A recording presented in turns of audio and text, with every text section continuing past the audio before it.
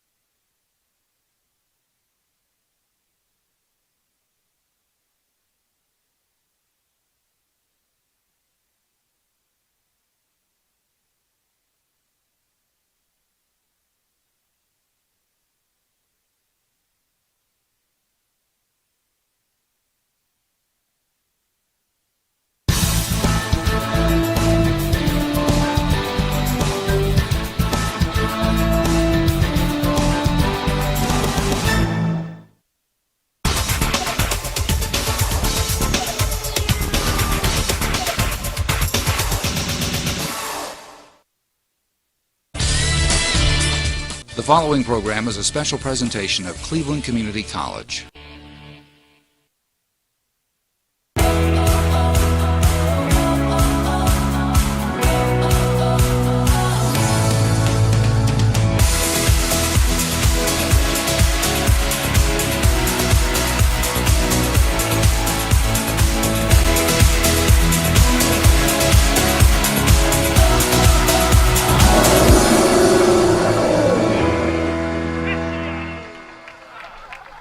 We are live, ladies and gentlemen. Welcome into Yetis Baseball. Cleveland Community College on this Saturday afternoon is getting ready for game number one of what is a three-game series over this weekend. 2 games today, 1 on Sunday, and we're getting ready for the action. As the home team, of course, your Cleveland Community College Yetis get ready to take on Catawba Valley from nearby Hickory, North Carolina. My name is Paul Foster. I'm joined by Robbie Roop. And Robbie, what a great day for the game of baseball. I tell you what, Paul, if you have any plans on postseason, this is the series. You've got to win a series against a team in the rankings that's right there with you in this Catawba Valley program. CCC, I think, needs to get out of this series with a series win. If nothing, hey, man, let's go for the sweep. But this is a big series in the standings between these two teams.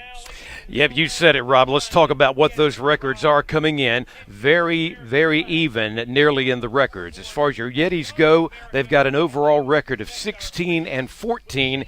In the important conference play, they have a 10-9 record. The Yetis, by the way, in the conference, 9-6. Their overall record at 17-17. And Rob, if you still want to keep your hopes alive for some postseason play, that's why this series becomes very important today. Yeah, absolutely. Like we said, those teams are right there with each other in the standings. Understand, I believe those top 4 teams will get in. Gaston County, being a first-year program, would not be included. It'll be those next 4, and that's where the CCC teams find themselves in that battle for one of those 4 spots. Absolutely. folks. This is one you'll want to check out with us, or just come and join us live if you're pulling this up. And we'd love to have you here if you can't make it for game number 1, for game number 2. Let's take a moment now for the national anthem. What so proudly we hailed at the twilight's last gleaming, whose broad stripes and bright stars through the perilous fight, o'er the ramparts we watched were so gallantly streaming, and the rocket's red glare, the bombs bursting in air, gave proof through the night that our flag was still there. Oh, say does that star-spangled banner yet wave o'er the land of the free and the home of the brave.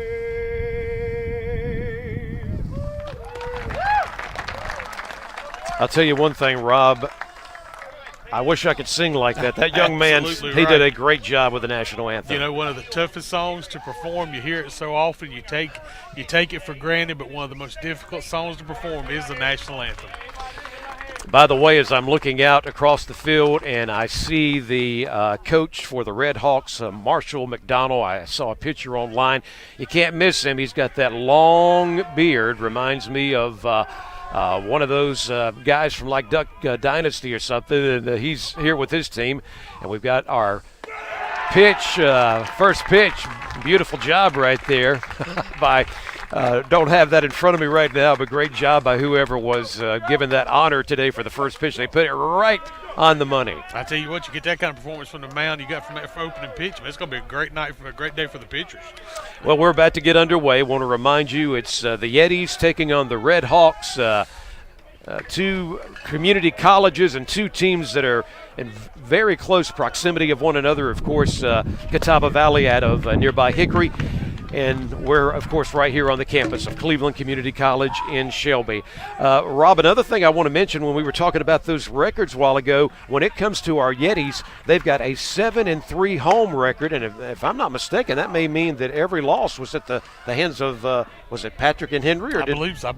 Yeah, I believe that first series. And CCC was able to go back up there and get a couple of those wins back. So, and that's the thing when you look at sports, if you can win the games you're supposed to, win at home, play 500 on the road, man, you're going to have a great season. CCC's definitely taking care of that first part. The Yetis taking care of business at home, and that's why you see them right now in position to have a chance to get some postseason play in this year. On the mound, getting ready and warming up before this game gets underway, it's Kyle Murphy, number 3. He is going to be the starting pitcher for the Yetis today. And Rob, how he gets off is always an important factor to an important game. Yeah, exactly right, Paul. You want to see if he's able to start in this game in the strike zone. So often you see with the starting pitcher in the game of baseball, are they able to pitch ahead? Are they getting some good-looking counts on those batters? If you do that, you're going to have a great night. So many times in baseball, you see the big innings come when you start to walk guys. So try to work ahead if you're the starting pitcher. The Redhawks, by the way, first man up for them in the batting order is going to be Walker Waters. He is number 15, and he is getting ready to head to the plate right now as he's doing so. And we're almost ready to get this one underway on what I said is a very beautiful afternoon here in early April for a baseball game. Temperatures not too warm. We don't have the humidity. We do have the sunshine. First pitch right in there for strike one. And there we see opening, in that strike zone, already working ahead. So good job there to start this game. Murphy's next pitch to Waters is hit on, and this one is going deep to the outfield. Let's see if the right fielder can bring it in. It's right into his glove for out number 1, and that is Dawson out there to make the grab. Good job there. Again, a little bit of a breeze. I'm assuming every game I do here at CCC, there's supposed to be some kind of wind blowing in my face. I've yet to do a game where there's not been some wind.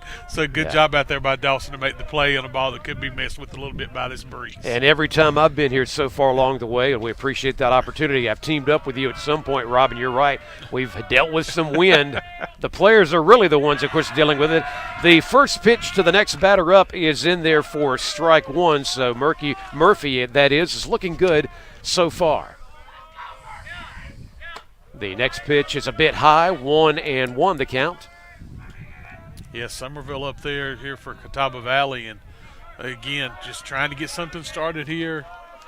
Get a man on, see if you can get him around. There is strike number 2, and by the way, Somerville, who you mentioned, Rob, he is the center fielder for the Redhawks. 1 ball, 2 strikes is the count right now as Murphy gets ready for his next throw. He got him to go after it, and there is your second out. And again, working ahead in the count, that's what's going to make it so difficult. You kind of get to throw your pitch then, so good job there by Murphy. If you can hear our mics picking up on some of the noise, well, we've got fans here, and I'm sure more will be coming in, but it is loudest currently from the Yetis dugout. They are really into this, supporting their pitcher Murphy on the mound right now. Strike 1 on that first pitch. Well, thinking if I'm Catawba Valley, I know he's working in the strike zone, so I want to try to find something I can drive. I know it's going to be there. It's just a matter of me timing it.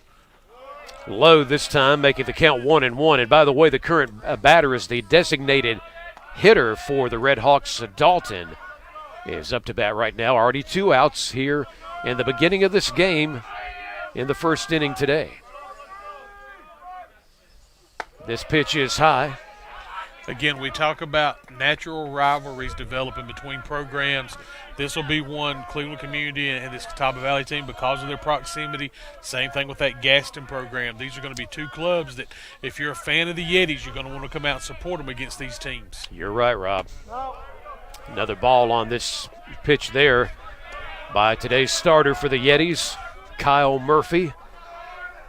Murphy is the product out of Gainesville, Georgia.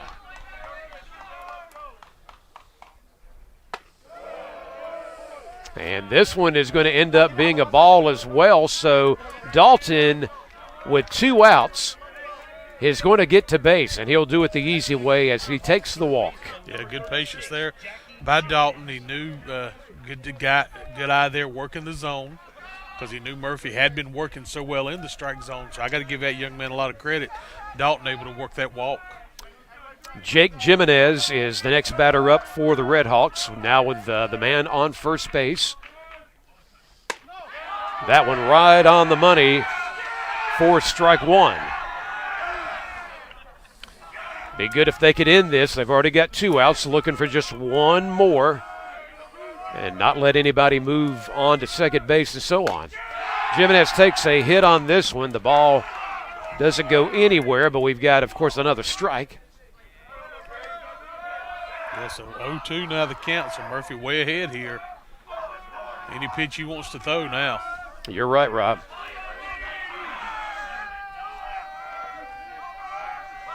Jimenez, third baseman, by the way, for Catawba Valley, this current batter. Murphy eyeing him down. There's the pitch. This one away from the strike zone, up high a little bit to the right side for ball 1. 1-2 is your count. Tell you, Paul, looking at him in the batter's box, maybe a little Pablo Sandoval up there at the plate. Look for us. How about that? And a third baseman on top of that.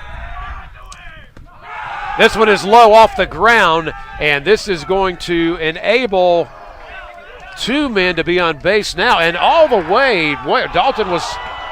Oh, wow. They called him safe, Paul. Dalton decided not only to take second, Rob, he went to third. A lot of the fans here thought that one was going to be an out, but the umpire says no, that Dalton safely made, or at least, well, I won't say safely, but barely tagged third base. Yeah, good job there by Jimenez to get down to first base. with the strikeout, he was not able to hold on to the baseball behind the plate, so they had to throw him out and could not make the throw down to first to get the out. So runners on the corner. That's how quickly something can change, isn't it, Rob? We had 2 outs, nobody on base. Now we've still got 2 outs, but we got a man now on first and third. And once again, Paul, how did it start? With a walk. Exactly. Next batter up is Mashe Takagami. Takagami wears number 16. He is the left fielder. A Puerto Rican native, we understand. I believe we got a strike there on the first pitch.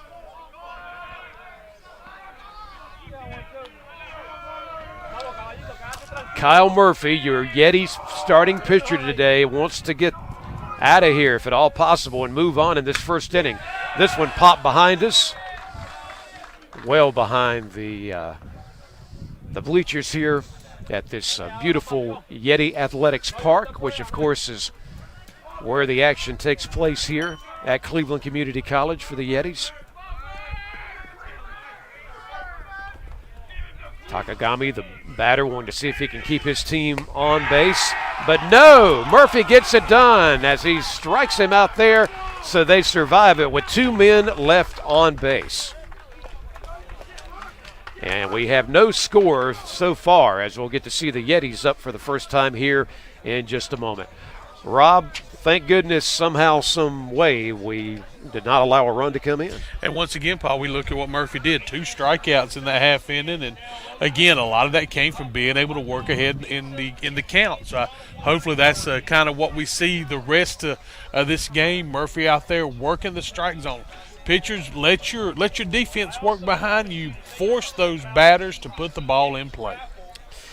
Great way to explain it, Rob. And again, we're glad you're tuned in by way of YouTube right now. If you're watching it live, of course, it'll also be rebroadcasted by way of C19 TV, which is a part of Cleveland Community College.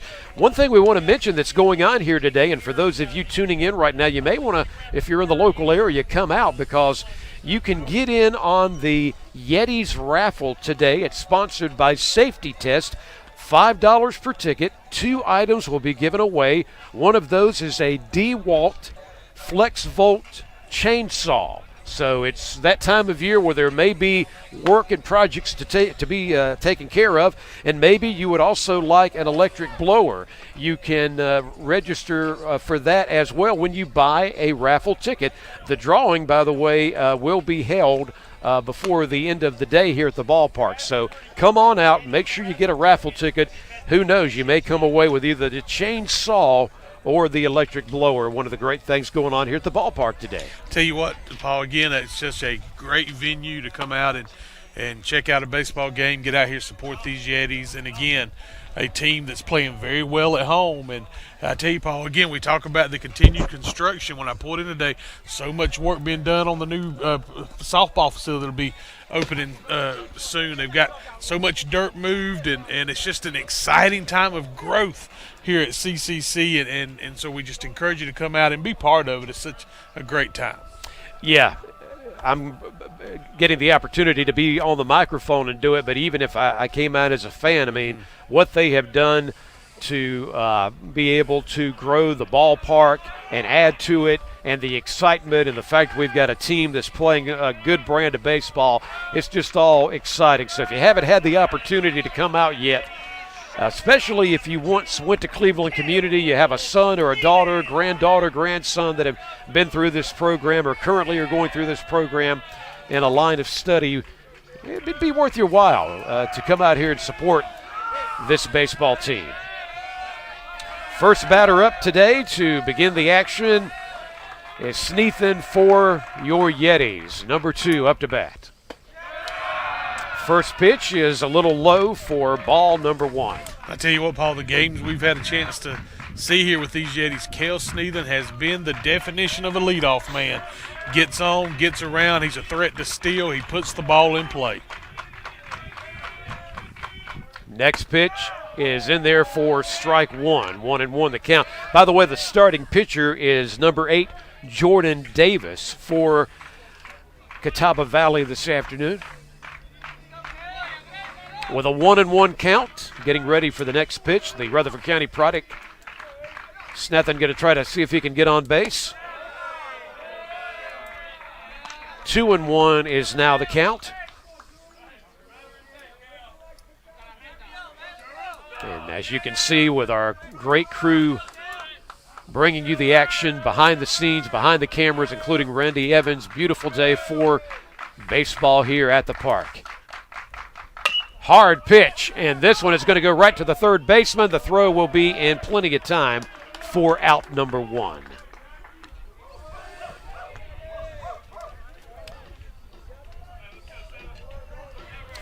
Coming up to home plate now, you've got Munoz, the native of Miami, Florida, who wears number 7. And he'll face Jordan Davis right now with 1 out. As you can see there, the Yetis in those home white uniforms, the dark blue numerals. Good look. Davis' next pitch is chopped on and bouncing right to the third baseman again, just like a moment ago. Jimenez is able to make the throw to first base to Reese Landmark to get out number 2. So 2 outs very quickly, no score, and next man up for your Yetis, you have got Moye, Robert Moye, number 31. Let's see if he can find a way to keep this inning alive here in the first inning, by the way. And one thing we know about Moya, he's a guy that can certainly put the Yetis ahead 1-0 with one swing of the bat. Yep, we saw that in some of our previous broadcasts. You are exactly right, Rob. Pitch just a little bit low that time.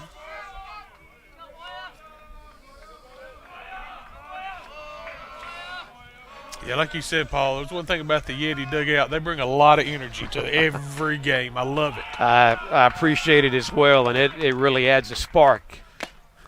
Moya goes after this one. We got a 1-1 count. Yeah, he definitely saw something he liked there. He was going to try to hit that one a long way.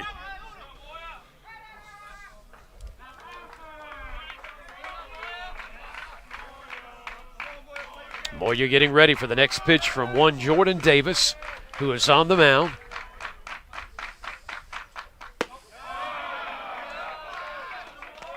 Fast pitch that time.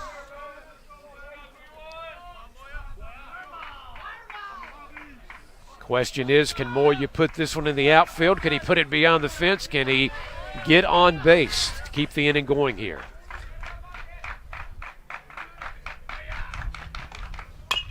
This pitch is hit on, and it is going to stay in, and this is going to be close. Wow, what a play. Yeah, Jimenez, he was responsible for throws on all 3 outs to the first baseman, and he came through again just in the nick of time.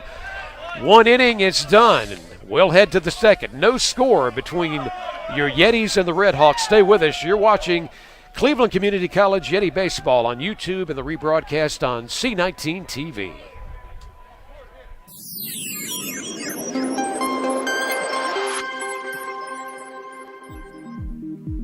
Cleveland Community College has identified strengthening online learning as the topic for its quality enhancement plan. We're calling it SOUL.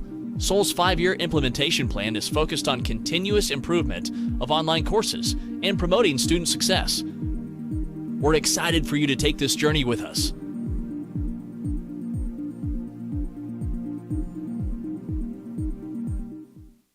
Fact: COVID-19 vaccines are safe and effective. Millions of doses have already been given in the United States, and these vaccines have the most intensive safety monitoring in U.S. history. If you have questions, get answers from a reliable source, cdc.gov.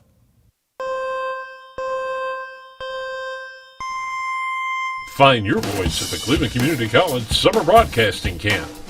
Do you have something to say on air? Learn the skills to produce your own podcast. Own your vision and produce your own YouTube channel. Discover the magic of chroma key and be a part of producing and directing a C19 TV show. Keep your focus at the Cleveland Community College Summer Broadcasting Camp.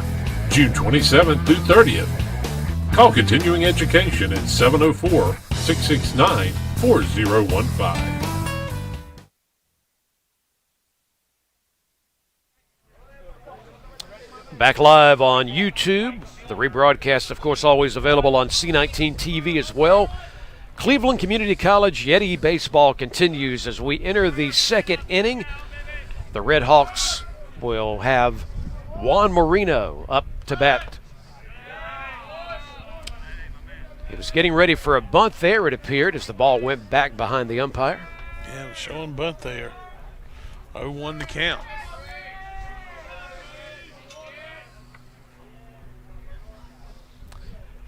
Next pitch swung on it again. One change. Connected with the bat to go back behind the ump.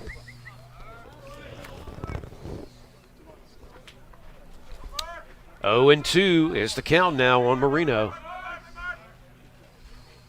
This pitch is going to bounce right into the glove of the third baseman. Will the throw be in time? No, it is too high over the head that time of Moyer. So safely goes Juan Marino, the right fielder. He is on first base. Yeah, so reaching via the error there, the throwing error.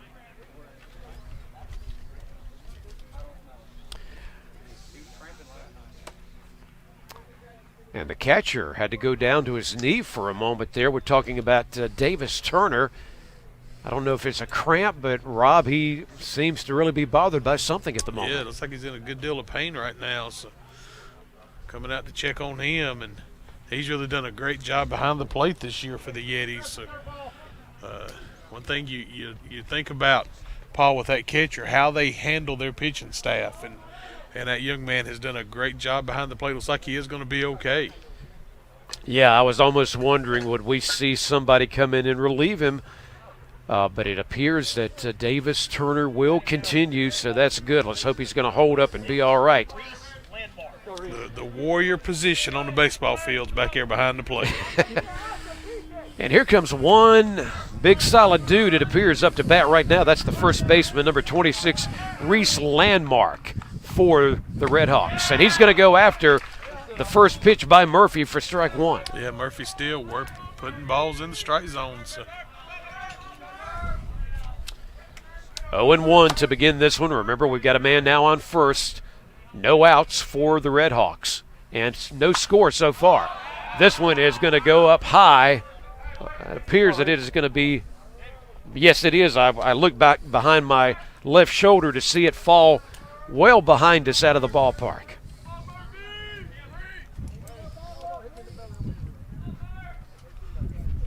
Count is 0-2. Kyle Murphy getting ready to go to Landmark with his next pitch.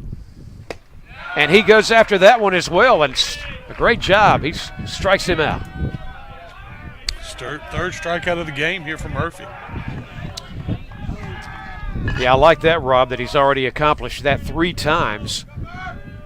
Still early in our game as we, of course, are just into the second inning. Second time at bat today in a scoreless game so far for Catawba Valley. Rhodes, Lane Rhodes, number 10, by the way, the catcher in today's game, is next up. Tell you, Paul, I see that blonde hair coming out from under the helmet. Would it be too much to call him Dusty? Nothing wrong with that, man. This one out of the strike zone for sure, and good job by Davis Turner to not let that ball get behind him. All of our long-time Cleveland County folks remember many a good days at the Shelby City Park seeing Dusty Rhodes perform. The place would stay packed out back in the day, wouldn't it? Yes, sir. We've got a steal and safely into second base. So now we've got a possible first run of the game threat now at second base for the Redhawks. Yeah, with just one out, and Turner kind of had to hesitate on his throw a little bit, didn't have a good grip on the baseball, and just that little bit of delay allowed him to reach there safely. Nice looking pitch in for the strike there on Rhodes, who is the current batter.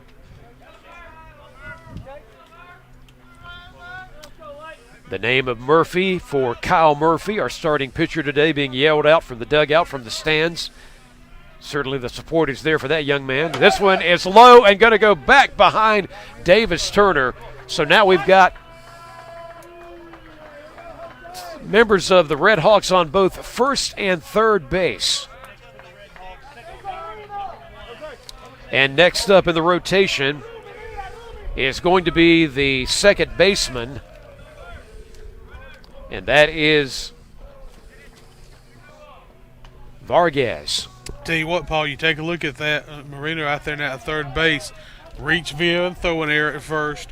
Was able to get second on the steal. Now standing at third because of the wild pitch on third base without the benefit of a base hit.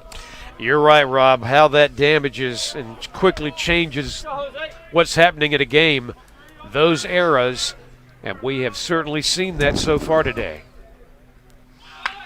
This is a bunt, and it's going to go right over to the first baseman. He's out of position. He's going to give it to the pitcher. And things have turned out for a run. We did get the out at first base, but that did not change the fact that the Redhawks are first to get on the board here today. So they now lead 1-0. Nothing like the old school suicide squeeze there. The man was coming down third base line. He's able to put the bunt in play. No play to be made at home. Only could get the play over at first. So good job of producing a run. And again, Paul, that run scores without a base hit. Yes, it does. We go back to the beginning of the rotation, and a strike on that first pitch from Murphy to Walker Waters. Walker Waters, second time we've had an opportunity to see him in this game so far this afternoon. Again, one of those low pitches that Davis Turner gets away from him, and he has to go back and get. Murphy was quickly made the smart move to come to home plate just to be ready. And remember, the threats are still out there right now, the Redhawks. Yeah, I got that runner at third now. Yeah. And again, another ball gets by, and you got an opportunity to get another run in. So many ways to get that runner in from third. So need to get this out here if you're the Yetis.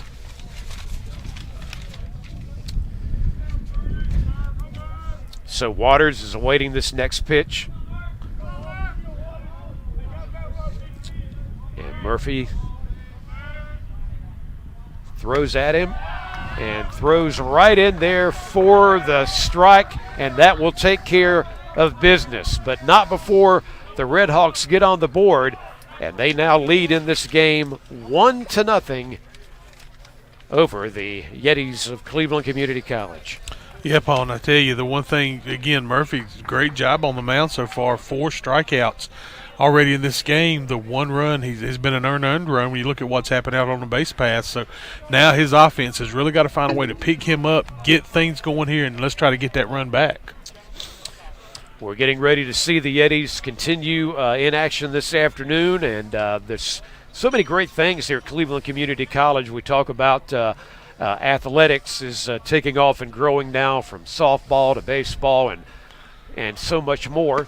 And, of course, we want to remind you to certainly, even if you're someone that has been out of high school for many years, but you're thinking about looking into a new career, making a career change, there's so many opportunities. So we invite you to touch base with Cleveland Community College. Certainly go online and take a look at all the areas of study. And maybe there is no longer a reason for you to put it off. Find out what it will take to get you on campus and to open up a brand new door for you at a place that is just going to give you an opportunity for higher education with top-notch staff and faculty here at Cleveland Community College. Yeah, Paul, you're exactly right. And, again, so many great things are happening here at CCC. And get in over here and be on the ground floor of the excitement. And again, really a shining jewel this athletic park is going to be here for the community in Cleveland County. And as the construction continues and move into the next phase of what's going on, get over here and be a part of it, because it's always neat when you can be the person that can say, I remember when, I was there when, especially when you're there for the start. Well, Rob, when we've had a chance to see the next batter up for the Yetis before, we know he has brought in runs. He's scored on his own. He is a talented young man. Number 5, the third baseman, Hubbard, is up to bat. See if he can get things started here. First pitch is low and goes back behind the catcher. And I would make a suggestion, if I'm CCC, don't hit it towards third base right now.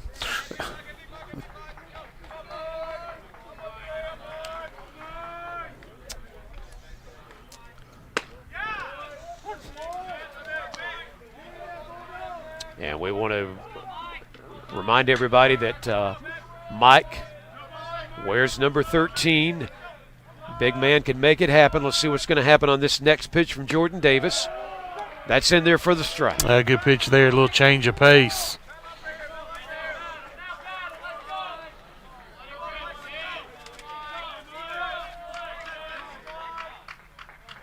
Davis coming at him. High pitch this time, brought down safely by Rhodes. Yeah, going to run the count even 2-2. So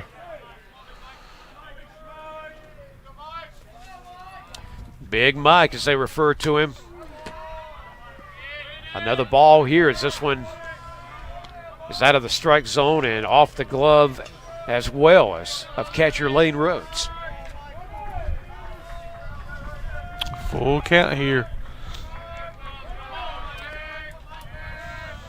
On the full count, here we go with this next pitch. Hit on, and it is a foul ball as it goes back behind the Yetis dugout. Yeah, it's one of those, I think, landed on top of the building over there. Somebody's going to have to retrieve that one. It's not going to be out in the grassy knoll area.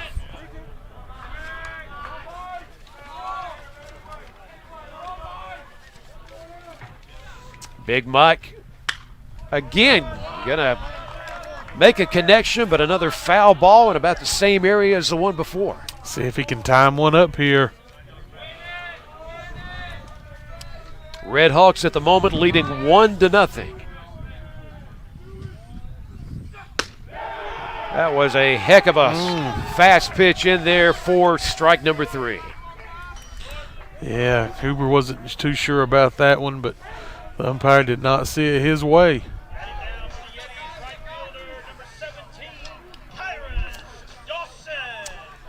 Time for us to get our first look today at Kyrus Dawson, a product from the Washington, D.C. area that has made his second home now here in Cleveland County playing for the Yetis. He hits on this one, pops it behind the pitcher. Second baseman is going to make the throw to first base in time for out number 2.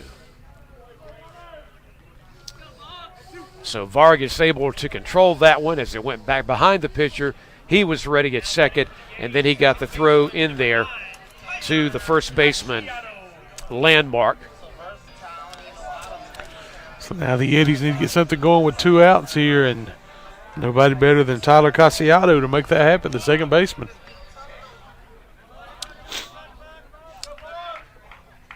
Casiato has certainly had some great moments so far this season for the Yetis. Ball number 1 on the first pitch.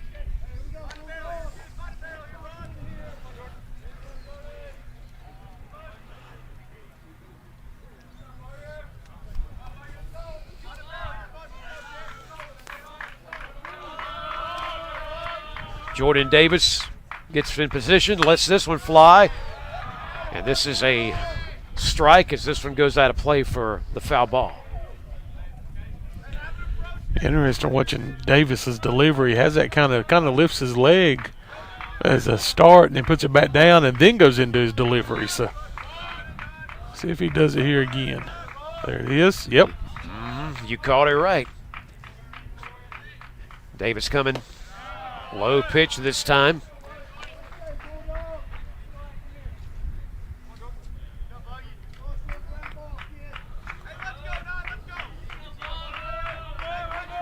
The count is 2-1 on Casiato, with 2 outs already for the Yetis here in the second inning. Goes after this one, And he is now going to be at a 2-2 count. 2 balls, 2 strikes, of course.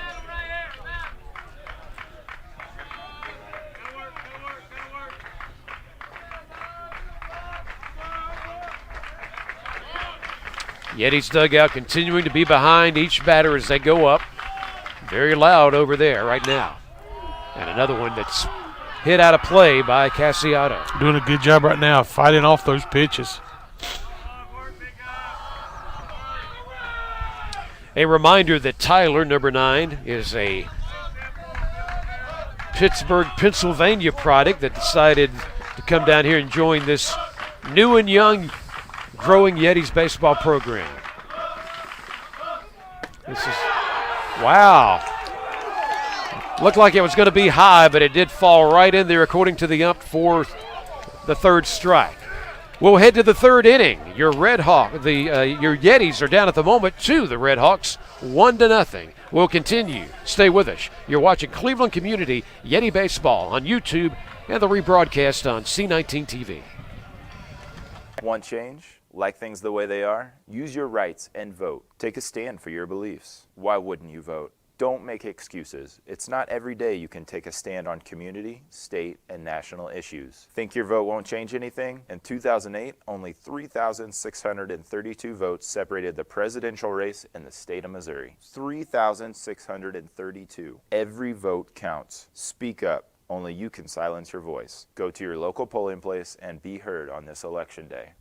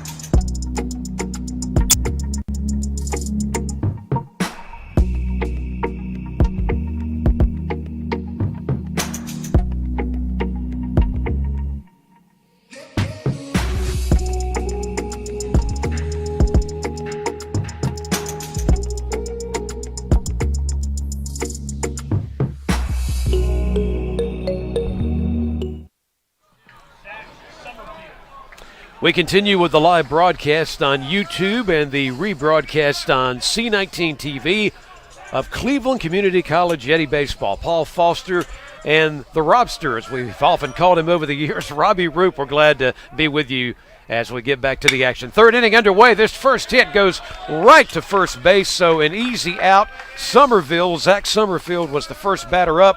And Rob can't make that any easier for Moya there at first base. Hey, we'll talk about efficiency there. 1 pitch, 1 out. Nothing wrong with that. Yeah, if it can continue going that way, maybe this inning gets over a lot quicker for the Redhawks than the last one, where they were able to produce the only run so far in our game today. They do have a 1-0 lead at the moment. Next man up, designated hitter Dalton. Yeah, last time Dalton walked, was able to get around to 3rd, but did not get in to score back in the 1st. Strike right there on that pitch from Kyle Murphy.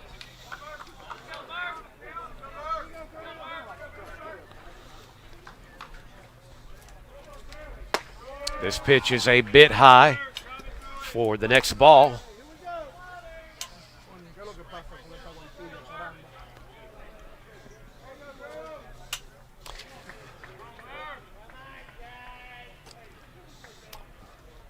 Murphy, good hard throw this time, but again, a little out of the strike zone.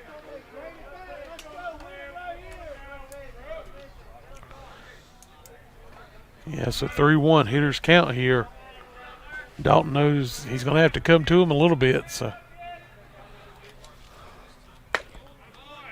got the strike there, and now it is 3-2, the count. Good job there of keeping that ball low in the zone. Big pitch coming up here for Kyle Murphy against Dalton, the batter. Dalton's going to go after it, going to pop this one up. Getting back as the shortstop and on the Good run. job. Sneathan, what a great job to get the out. I tell you what, that was a high. Now that cloud got some cloud cover, so kind of going to hide the baseball from you a little bit. Good job by that young man to make the catch. Rob, one guy that has certainly had his name called for what he's done at third base in particular so far today, and that is Jake Jimenez, where his second time at bat today. I tell you what, he played a well of a job over there defensively at third. Yep, a little earlier, the ball went his way 3 different times, and he was able to get his throw across the field to the first baseman to get the Yetis out. 3 outs in a row pretty much earlier. That pitch is in there for a strike by Murphy.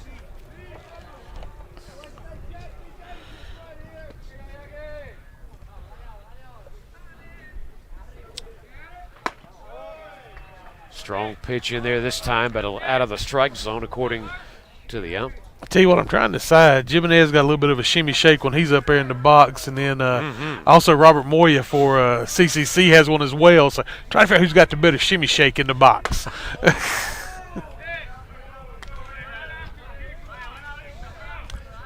It's a ball on that last pitch. Similarly built guys too, both of them. So. Yes, sir. Count is 2-1, by the way. Kyle Murphy low on this pitch, and that will enable. Apparently, it actually was a count of 3-1 a moment ago because Jimenez is going to be able to take first base.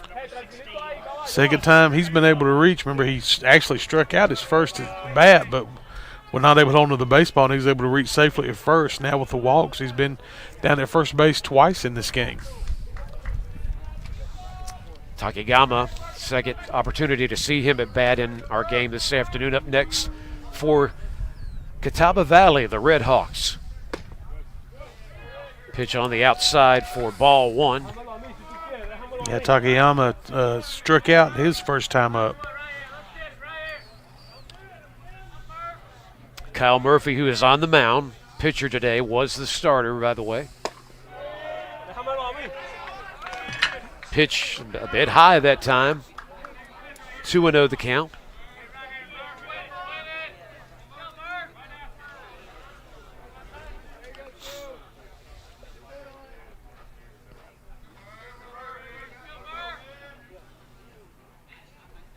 Murphy this time, again, just out of the strike zone, which if another walk comes, that, of course, would give them an opportunity for Jimenez to move on to second. He, continues at first base at the moment. And, Paul, how about this stat? Yetis, 8 straight home wins coming into today. So we talked about that home cooking here. Yeah, you're right. We love the fact how well they've done at home. And even when we go back to those 3 losses in that 3-game series, which we were here for some of that broadcast over that weekend, Rob, these were games that most of the time the Yetis only lost by 1 run. It was tight, close games. Yeah, absolutely. And now Murphy, who started with a 3-0 count, is making it interesting. He's got 2 pitches in there on the last 2. It's now a count of 3-2. Big pitch coming up right now for Murph. And Jimenez is taking off. The ball goes back behind the catcher. And Jimenez is going all the way to third, and we've now got a man on first as well, so the Redhawks come out fortunate there.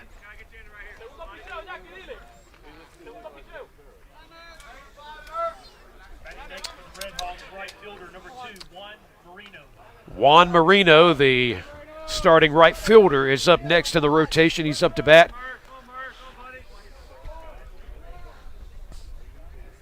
And Marino was the guy that got on and came around to score. We talked about without the benefit of a hit. And once again, we see a situation where they could get another run and not have a hit on the board. 1 run and no hits right now. Yeah, the breaks are kind of going the Redhawks' way so far. Still a lot of baseball to be played as we're in the 3rd inning now. This first pitch is a strike.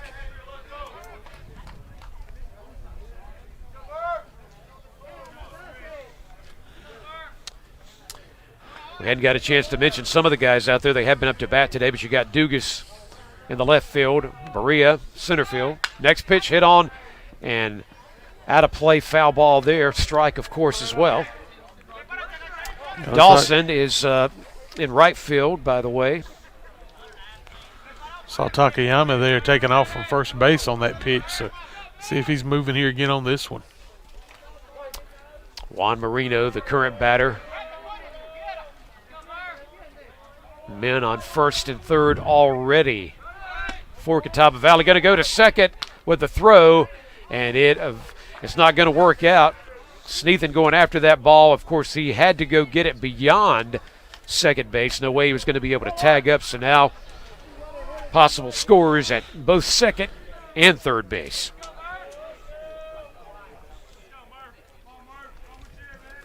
Kyle Murphy, a lot on his shoulders right now with this next pitch coming up. And this one is low. Everybody's staying put at second and third base.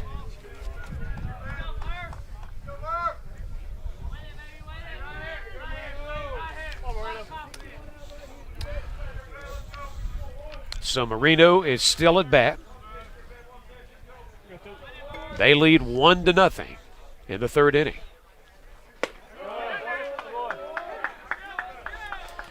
Ball thrown that time. Yeah, going to run it full 3-2. So you have 2 outs in the inning, Paul, but now that count was full 3-2. Got to go get him here. Put this fire out. Yes.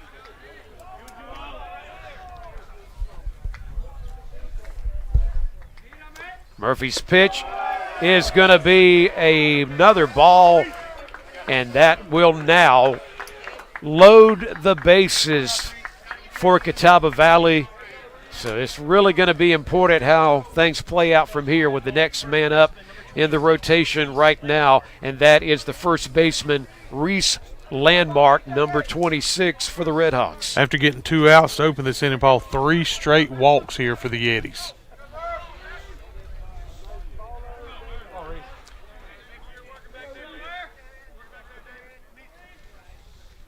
Good.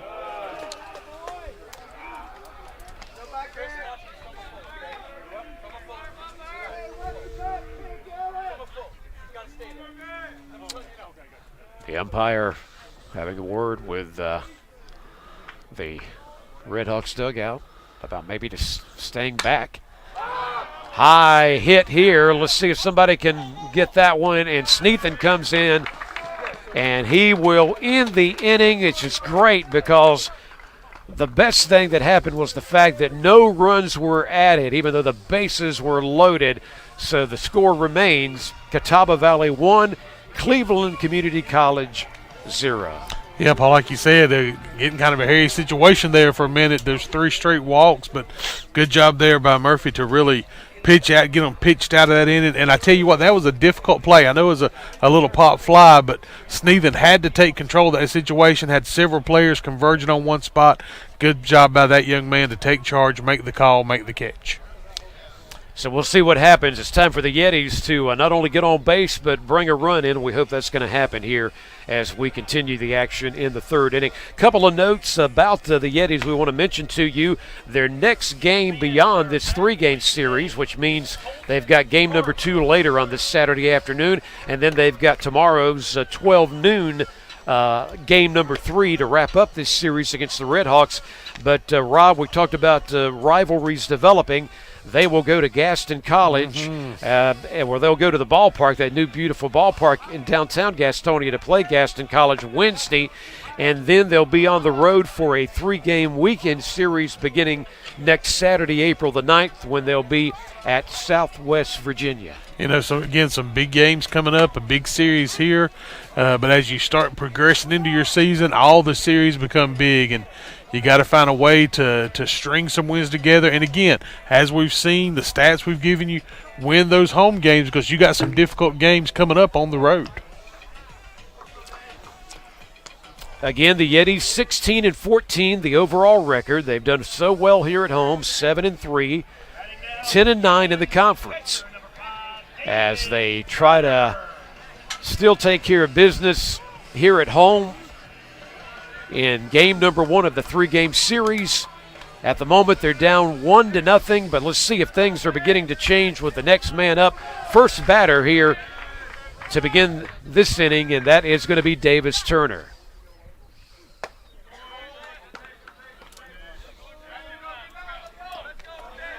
Once again, all the baseball games I do, Davis Turner using Audio Slave as his walk-up music. I vote him best walk-up music I've heard, so I love it.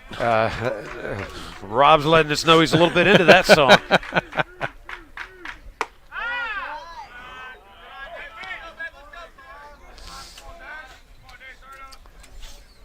So Jordan Davis started this game, remains your pitcher for Catawba Valley right now. Swung on for the strike there.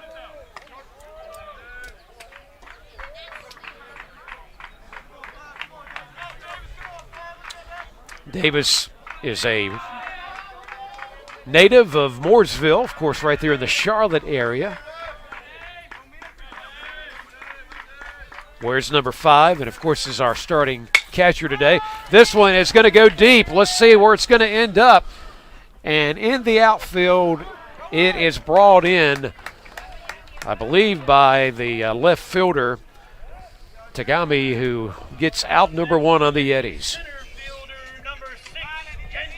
So Turner able to put a little charge into it, but just not quite enough.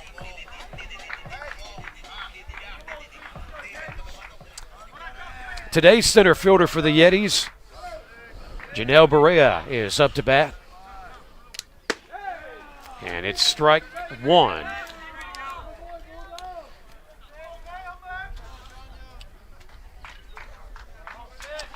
Jordan Davis on the pitcher's mound. Barea, the batter. They're going head-to-head right now. Fastball. And can't be controlled by the catcher back behind him. Count 1-1. It's one thing, it'd be so big for the Yetis to get a guy on. Davis has kind of shown a tendency of maybe putting one in the dirt occasionally, getting by his catcher, give you a chance to get on and get around.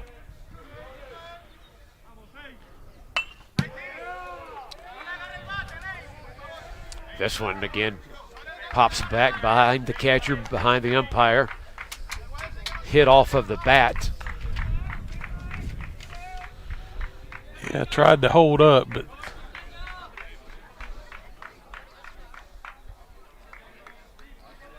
1-2 count with this next pitch coming. And this one's going to be a foul ball out of play along the third base line.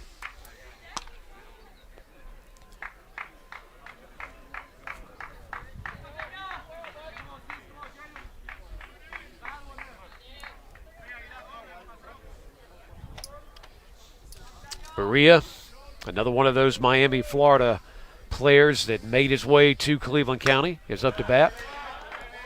Ball back behind everybody, off the bat again for the foul.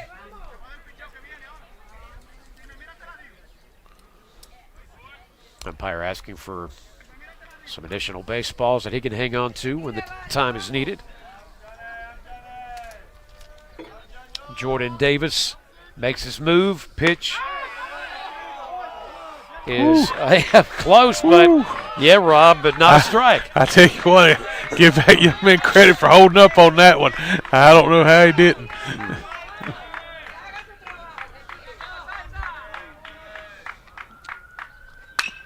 Barea will pop this one, and Jimenez at third base popped right off his glove, so he was not able to do what he's done so often so far in today's game, make the grab, make the throw to first. And we've got a man on first base in Barea for the Yetis. And one thing you always like, Paul, if you're again, we've seen it, bottom half of your lineup, turn it back over to the top. So maybe a chance here. It starts with Baroa. Dugas comes up. Maybe you can move him around and get Sneathen back up there in the top of the lineup. Yeah, let's see what Mason Dugas can do. Starting left fielder for the Yetis in this contest today, up to bat. Pops this one, and it hits off of the pitcher. This is going to be interesting. It's the throw in time. Got him. Oh, man. Good play. I'd give give that young man a lot of credit coming off the mound there to stay with the play, still able to get the out over at first, but you do advance that runner over to second and back to the top of the lineup. So the ball was right there when the hit was made. It was right there at the pitcher. I'm not sure if it hit his body or hit his glove, but it bounced back behind him. But Davis kept going, made the fast move to track the ball down, and then he made the throw to landmark the first baseman. And as you said, Rob, it was just in time to get the other out. This inning, though, continues as we'll see what Snethen can do. And this pitch off the ground, back behind the catcher, and now the Yetis are able to advance Berea, that is, to third base. There you go, Paul. What did we just say earlier? Get that man on. He's had a tendency to put in the dirt. The starting pitcher for Catawba Valley has. He did at that time. You get to run over to third base. If we get one run in, we tie this game. It's a 1-0 score. Kel Snethen, the Rutherford County product that played his high school ball at RS Central, up to bat.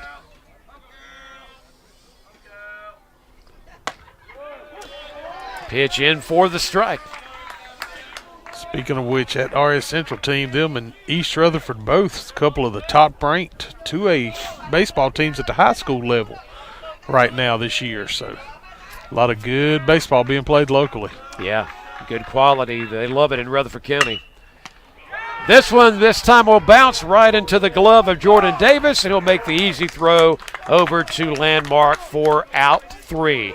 So the Yetis get a man to third, but still not able to get on the board. We'll go to the 4th inning.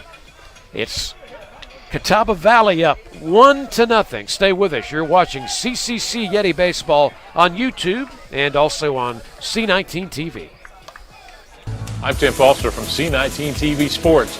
Our Yeti Athletic Baseball field is open, and we're so excited to bring you Yeti Men's Baseball live on our YouTube channel with Cleveland Community College and the rebroadcast on C19 TV. You can check those out on Tuesday and Thursday nights at 9 p.m.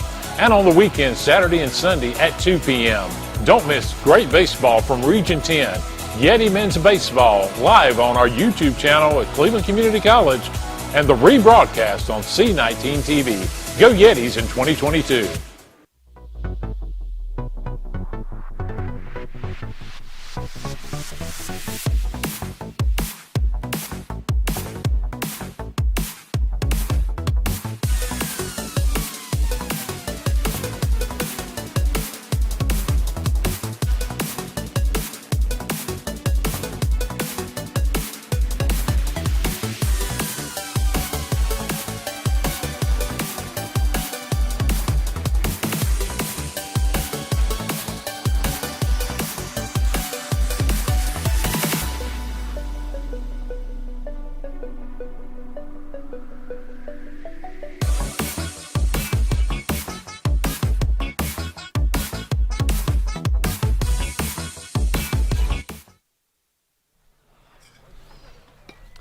We continue our live broadcast on YouTube, the rebroadcast on C19 TV, Cleveland Community College, Yeti Baseball. Paul and Rob back with you and our great crew behind the cameras, behind the scenes, from Greg Tillman to Randy Evans, everybody that's working hard to bring you this production.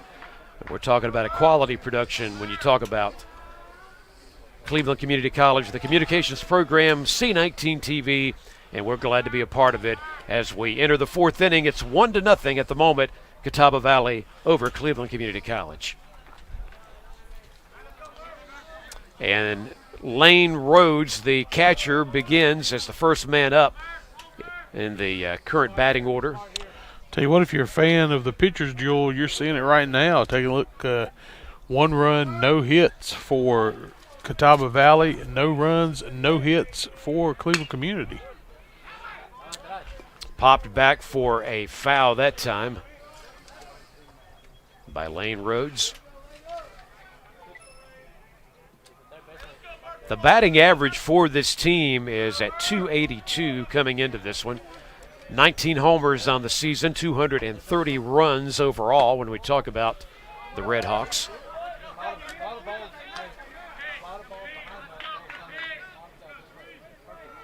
Yetis, by the way, their batting average is at .316.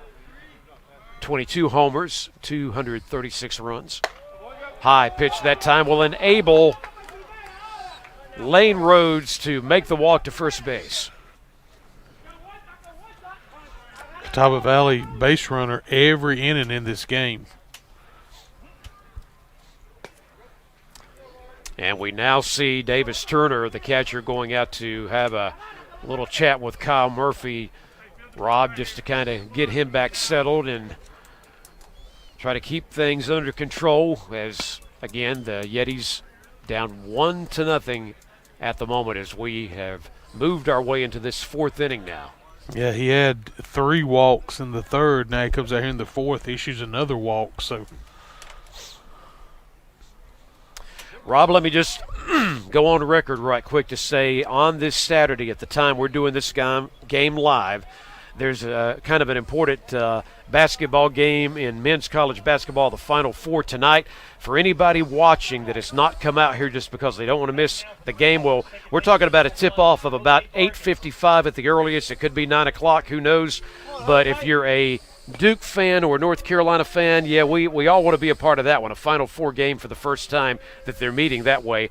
Come on out and be with us right now, that's though. exactly We've still right. got plenty of time for that, too. Yes, sir. Get yes, your mind sir. on Yetis baseball for a while. Yeah, get your mind on something else. Exactly right. And nothing better than Yeti baseball to do that. Looking like maybe a bunt that time, but that didn't end up being the case as it was in there. Yeah, Vargas showing bunt there. So.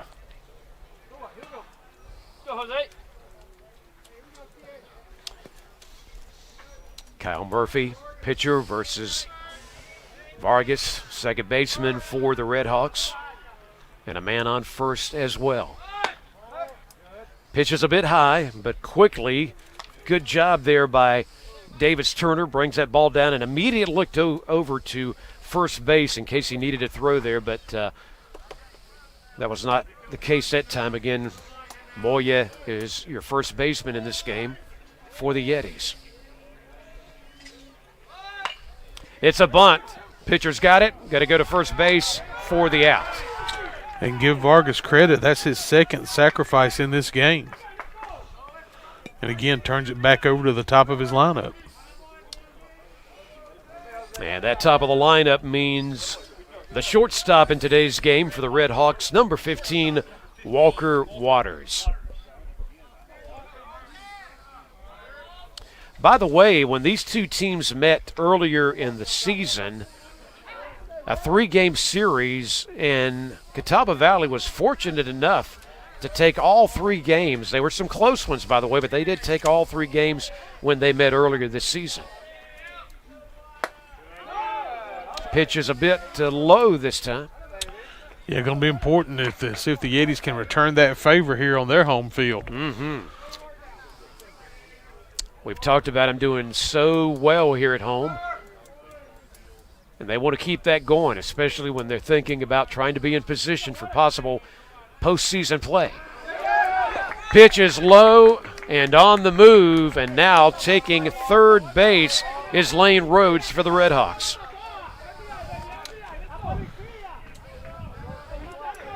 So, Rob, here we are into the 4th inning, and when you break down an entire game, that's one thing, but it's just one of those days so far where certainly some errors have hurt the Yetis. Absolutely, absolutely.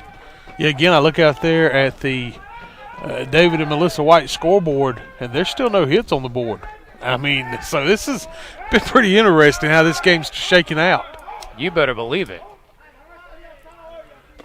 Low pitch this time, and again, Davis Turner has lost it and coming home, and he is in safe because even though there was an attempt on a throw with the pitcher Murphy going to home plate, he could not bring in the baseball, and things have turned out for Lane Rhodes to be the second run of the game, and the Redhawks are now up by a score of 2-0. Yeah, again, both those runs coming without a base hit in this game, so it just goes to show a lot of different ways to put points on the board in the game of baseball, Paul.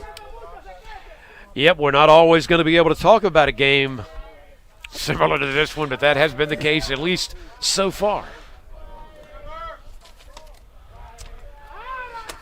So Waters is still up to bat.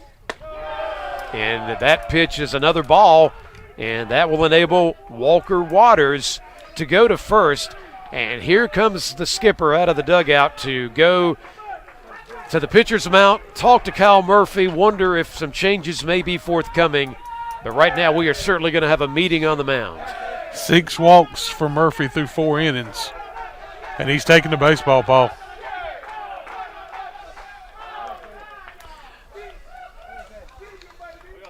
Yep, he's going to make a pitching change. It's just, and we have seen Kyle Murphy have an excellent job pitching earlier this season, and it's just one of those games. But, you know, beyond him, you know, you even have to look at Davis Turner and some other players that have just had one of those moments where the eras, as Rob was making reference to a while ago, have enabled men to be able to walk to base, then steal a base, and then another walk or an error would bring them from third to home plate. So that's how it's gone. That's how they have scored their 2 runs so far in game number 1 of the 3-game series between these two teams. Yeah, you talk about a hard luck kind of day. Again, 2 runs across and no hits on the board. It looks like Boone Carty, Paul, is going to be the new pitcher out there for the Yetis. Yeah, Boone, of course, a young man that is a product of right here in Cleveland County from the Kings Mountain area, attended Kings Mountain High School, so we'll look forward to seeing Boone Carty as he's going to warm up right now. I want to take a moment to remind you about something that's going on at the ballpark today. If you are watching live, streaming us by YouTube, you could come out and join us, and you could purchase a raffle ticket. The Cleveland Community College Yetis raffle is going on today only for this game today. The drawing will take place later today and is sponsored by Safety Test.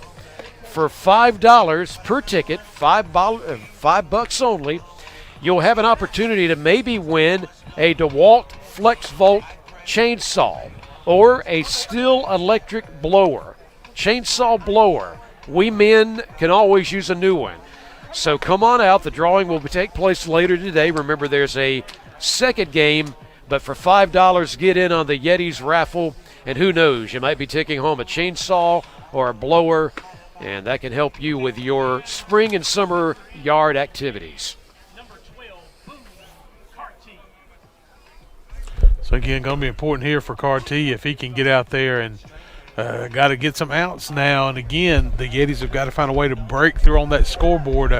You always talk about breaking the seal on the scoring side, and the Yetis need to do that. But first things first, hold Catawba Valley where they are.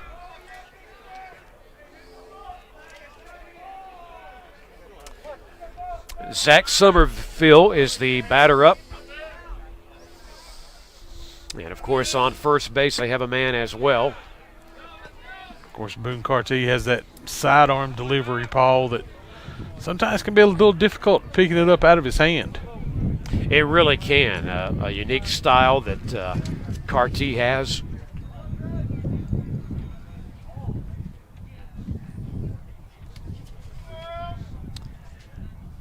Eyeing down the batter, and Carty lets it go. This one is hit. Pitcher goes up after it. Throw over to Moyer is good and in time for the out.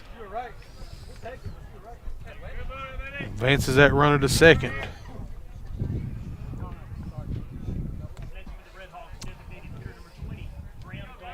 Graham Dalton, the designated hitter, is up next for the Redhawks. He's up to bat. And now we have a man that went from first to second as well for the Redhawks.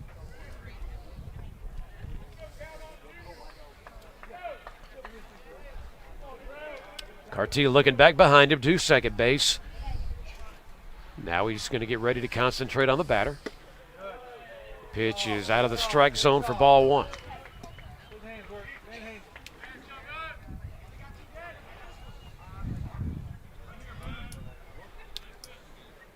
Kind of a mix of sun and clouds, more overcast than anything else right now.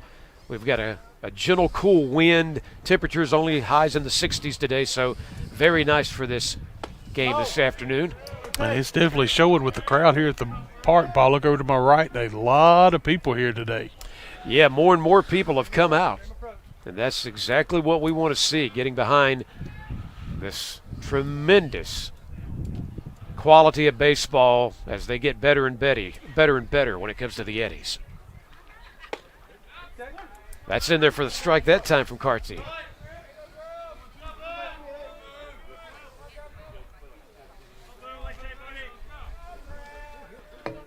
Again, this is game one of a doubleheader, and these two teams are back at it tomorrow as well at 12 o'clock, so a lot of chances to still check out some baseball. Another ball on the count there, that one a little bit low. Yeah, 3-1 now, so Carty needs to find the strike zone here with this one. And by the way, that second game of the doubleheader today is scheduled for 4 o'clock. And tomorrow, Sunday's game, first pitch at 12 noon, or just shortly after. Carty knows this is a big pitch, and it is hit, and it is going to the outfield. And Moye gets the catch in the infield, but he's away from first base. The batter tags up, and now Redhawks with men on first and third base. Yeah, so the first hit of the game here for the Redhawks. Good job out there in right field by Dawson to get that ball in and hold that runner at third base.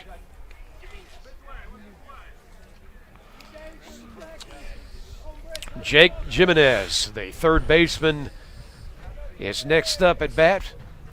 Man that has been on base twice in this game. Afraid if he gets on here, it's going to lead to another run. So, see if Carty can get the Yetis out of this inning. 2-0 is the current score. Redhawks on top. First pitch in for the strike.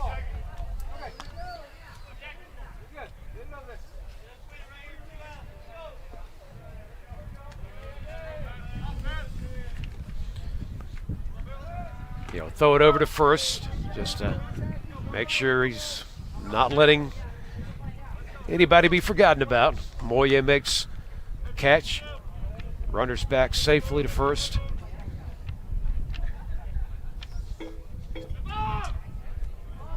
Carty goes off the mound. Just got to be careful as he dropped this ball momentarily, but back on top before any damage is done. Nobody able to advance.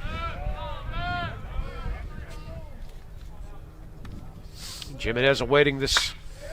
Pops this one, and this one is going to go deep to left field, back behind the left fielder, and they've got another run and possibly even another run, and that they do. So the Redhawks are putting it together at the moment and have now taken a 4-0 lead. And we talked about that young man has played great defensively at third base and has got the job done at the plate. Did exactly what you want to do out of a cleanup man and chases 2 home there for the Redhawks. Jimenez is now on second after bringing in those 2 runs. Got back behind on the well-hit ball, the left fielder Mason Dugas a moment ago. By the time he was able to retrieve the ball, get it back in, the 2 runs were able to score.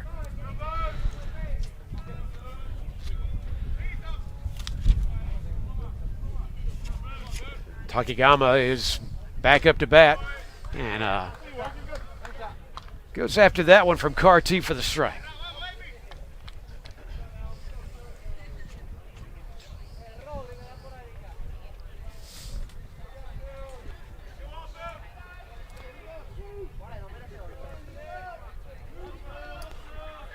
Carty looking back behind him to second. And this one off the ground. Good retrieve by catcher Turner. And remaining at second is Jimenez. Yeah, Turner did a good job there blocking that one, keeping it where it was.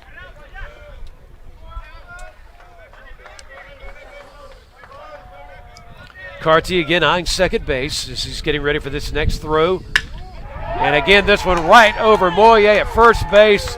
And going to have to go back and get it. And Jimenez will be able to go from second to home. And they just continue adding on at the moment. They now have a 5-0 lead. Yeah, did not have any hits early in the game. 3 here in this inning to pad this lead now up to 5-0 for the Redhawks.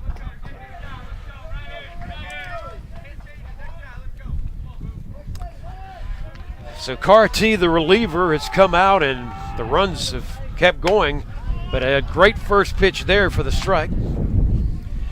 As the wind's beginning to pick up more and a bit of a chill to it this afternoon.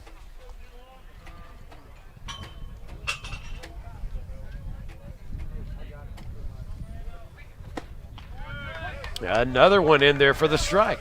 Let's see if Carty can finish this inning off here. And that's exactly what you want to do when you've seen what's happened in this inning. You definitely want to move on. Get your next up at bat. Low one this time. Davis Turner controls it, gets it back out to Carty. 1-2 the count.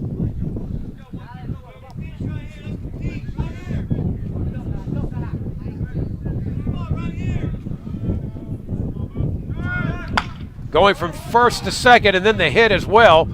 The throw to first is in time for out number 3.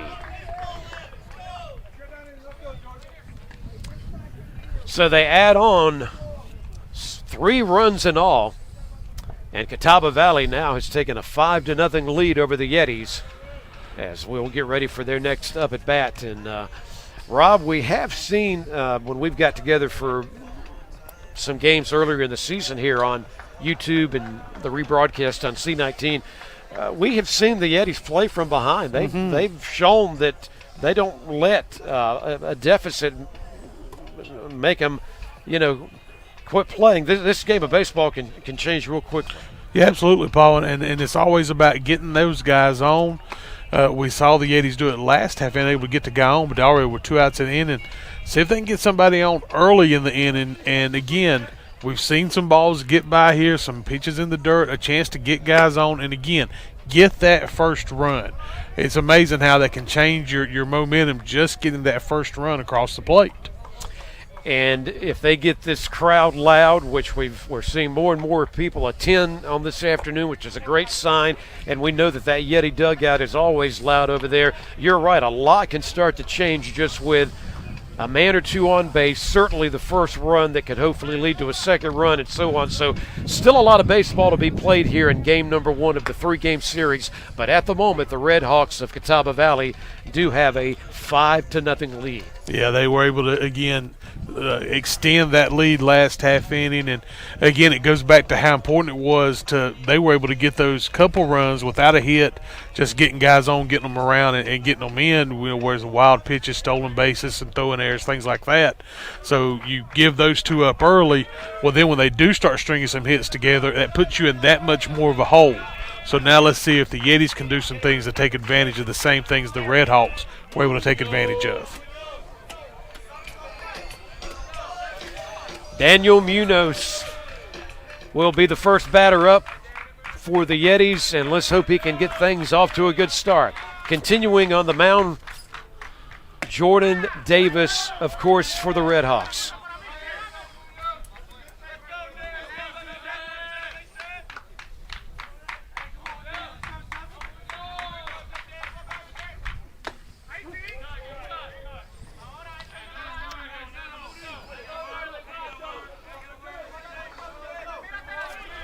Yeah, Davis coming out here and doing exactly what you want him to do if you're Catawba Valley, throw strikes.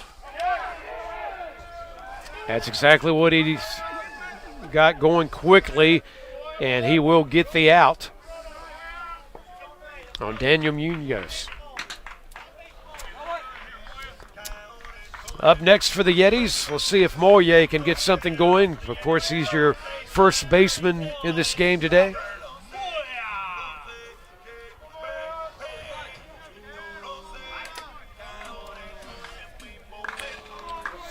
Last time up, Moya was part of those back in the first, those three straight ground outs over to third base.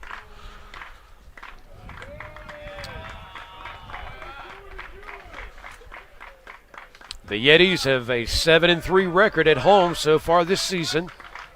They do have a ways to go here, down 5-0.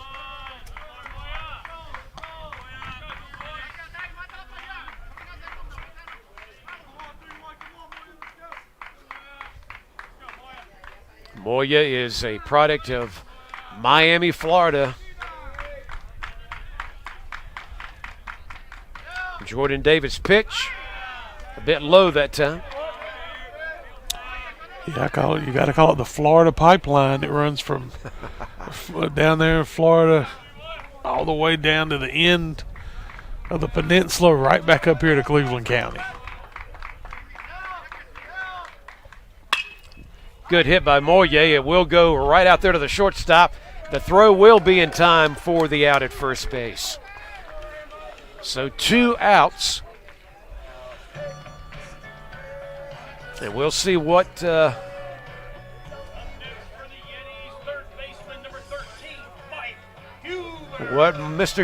Mike Huber can do. Third baseman in this game today for the Yetis. See if he can get something going. It's time for the Yetis to get loud and make a comeback.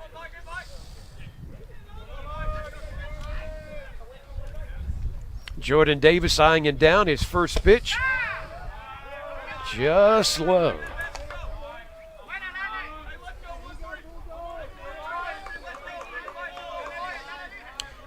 Huber struck out back in the second. Got a strike there. 1-1 is the count to Big Mike. Already 2 outs. We'll see if Mike can find a way to keep this inning going. Oh, this one up very high. Mike had to back away from it. 2 balls, 1 strike now.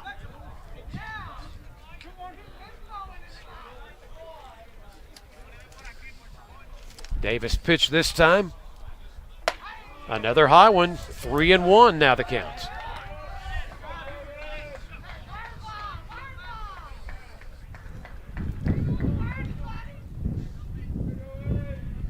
Important pitch coming right here.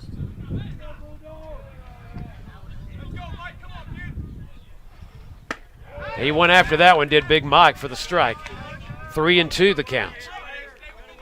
I think that's one of those deals he kind of decided he was swinging if it was close on that one.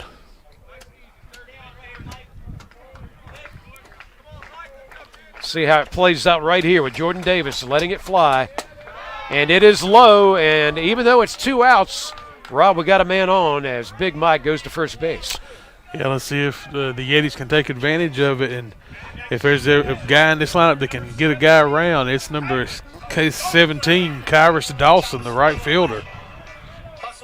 We've seen him in the middle of a lot of rallies this year, Paul. We have, and he's not been able to really make much happen so far today, so maybe this is the time, this is the moment. Let's hope so for Dawson and for the Yetis. Davis' first pitch is hit on, and this one is going to, even though both the catcher and the first baseman for Catawba Valley went back to see if there was any way, but no, this ball was out of play.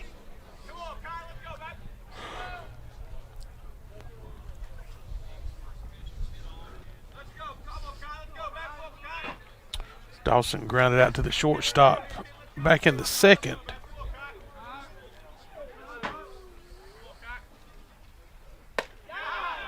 Strike thrown that time by Jordan Davis. 0-2 is the count, with Big Mike on first and 2 outs, though, the situation facing the Yetis right now.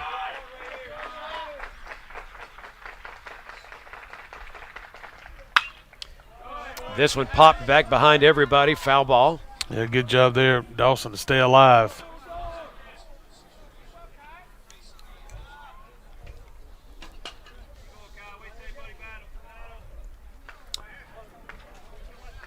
5-0 if you're just tuning in. It's been the Redhawks' afternoon so far.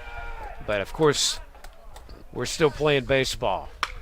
Again, another foul ball by Dawson.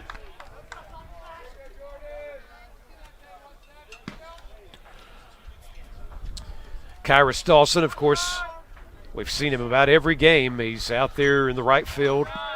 He's made things happen when he's been up at bat. Certainly responsible for some runs throughout this season. Another out of play foul ball. Yeah, continues to battle. And that's what it's all about, isn't it? Absolutely. Just continue to till you find that pitch you can drive, see if you can time it up right, and let's put it into play.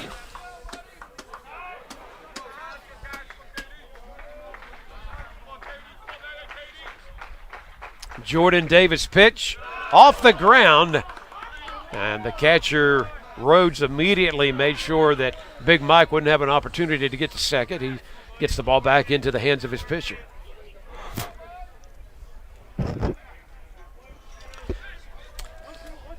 Kyrus Dawson staying alive. Let's see if he can find a way to get on base. Already 2 strikes. And he's going to go after that one for strike number 3. So we wrap up another inning, and it remains the Redhawks on top, 5-0 over the Yetis of Cleveland Community College. You're watching Yeti Baseball on YouTube and the rebroadcast on C19 TV. Someone once said that without music, life would be a mistake. And that's how we feel here on Face the Music. Hi, I'm Summer Castle-Keever, and I'd love for you to join me each month on our new program, Face the Music, which airs on C19 TV and C19.TV. Each month we'll highlight the talents, personalities, and stories behind some of the area's most gifted singers, songwriters, and musicians. It's going to be a lot of fun, so join me each month for a new edition of Face the Music right here on C19. Listen up. Do you have a passion for cooking? A desire to learn more about the craft of professional food preparation? If so, now's a great time to check out Cleveland Community College's brand new Culinary Arts Academy. This exciting 3-month program offers hands-on training for jobs in the food service industry. Across the nation, food service is one of the fastest growing industries. With your training at CCC's Culinary Arts Academy, you can compete for jobs in hotels, restaurants, conference centers, cruise ships, and other settings. Enroll in CCC's program and you'll gain in-depth training in food procedures, preparation, and commercial kitchen operations. Plus, the program includes a special add-on. You'll get your certificate in cardiopulmonary resuscitation or CPR training. You can earn good money too. Depending on where you work, starting salaries range from $20,000 to $50,000. In just 12 weeks, you can be well on your way to gaining the know-how to handle food safely, properly, as a true professional. Now ask yourself, are you ready to start your journey today at CCC? Back live on YouTube and the rebroadcast on C19 TV, Cleveland Community College Yeti Baseball. The Yetis still trying to find a way to come from behind, but right now they got to take care of business with the Redhawks, who have the 5-0 lead. They're back up to bat, and first man up to begin this inning is the first baseman, Reese Landmark. Yeah, Landmark down 0-2 here in the count. And that took care of business, so Carty with a good start to this inning. Yeah, going to be extremely important here in this game now that the Yetis are able to maintain it at 5-0.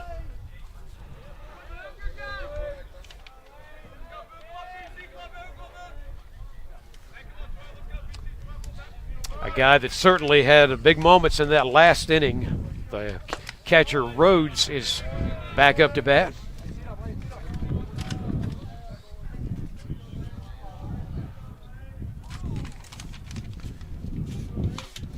Carty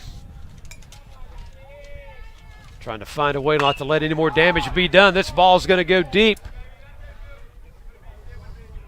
And it is going to be caught. Good job right there by Barea, the center fielder, for the out. Out number 2, by the way. Yeah, good job to get underneath it, make the play. You know, sometimes the simplest can be the hardest, and he balled it in, and 2 outs.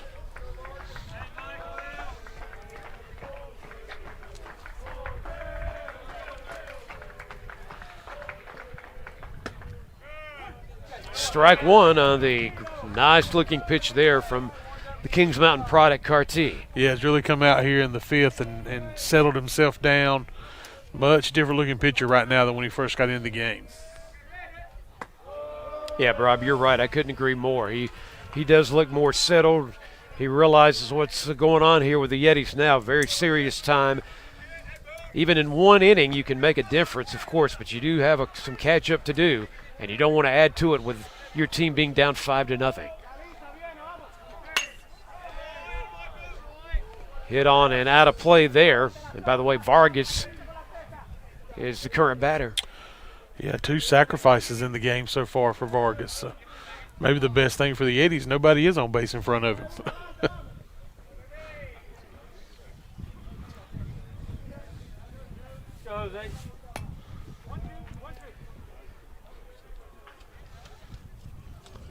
Get that 3rd out and move on is what you hope to do here. Going after it. Carty's pitch, that is, right to him and right over to Moyer. He almost walked that to him to get the 3rd out. So 1, 2, 3. That's the way to get it done when you know you've got some ground to make up, and Cleveland Community will get ready to go back up to bat here. And if anything, can we finally get this inning where it's not just somebody getting on base, but getting that all-important first run in? And I tell you right now, Paul, here in the 5th inning, you're to the point now where the Yetis just need to get that first hit. Yeah, they still don't have a hit on the board. I think if they can get that first hit, and they've had some guys get on, whether it's been a walk or whatever the case may be, but start getting that first hit and get a little comfortable and maybe force the Redhawks into some uncomfortable situations.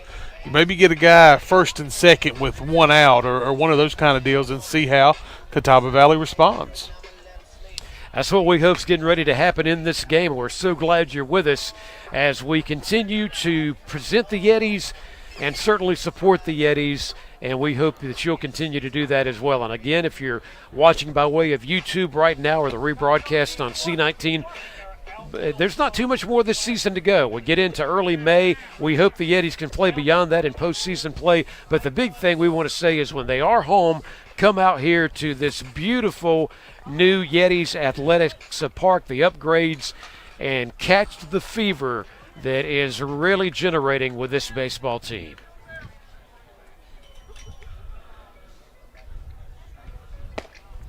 Yeah, again, it's just a great venue for baseball here at the park. And if you've not had a chance to come out and check it out, come on out. And if you have been, you know how great it is. So what's keeping you at home for sure. So.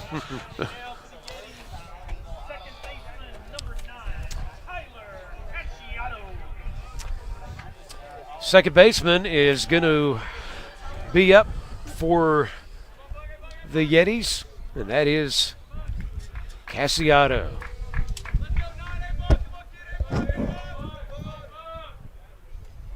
Jordan Davis, the starter, continues to be on the mound pitching.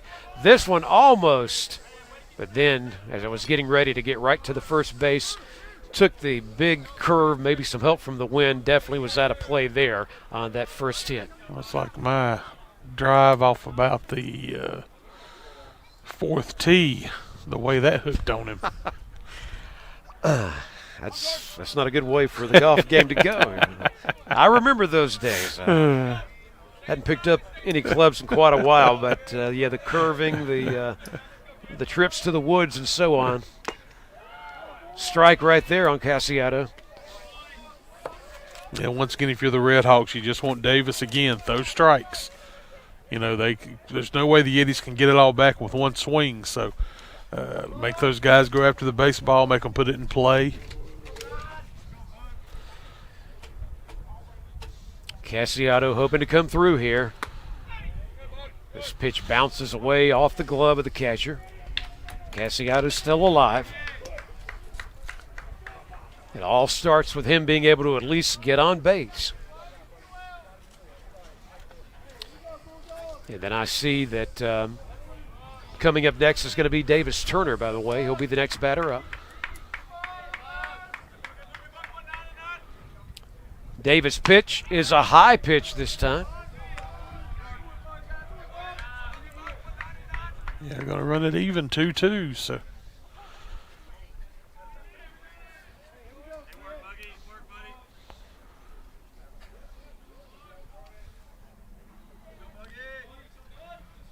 Cassiato is going to pop this one, and there it goes to the outfield, and center fielder's in place right up against the fencing out there to get the out. That was Somerville, by the way, on the catch for the Redhawks. So one down, and on we go to Davis Turner. Yeah, Turner flew out to left field his first time up.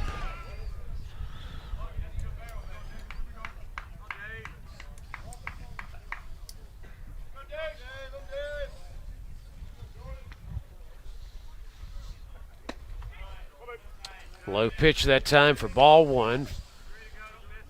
Throwing quite a number of pitches now. One Jordan Davis for Catawba Valley.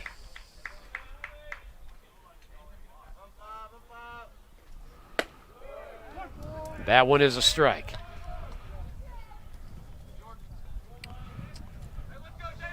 One and one count. Yetis down 5-0.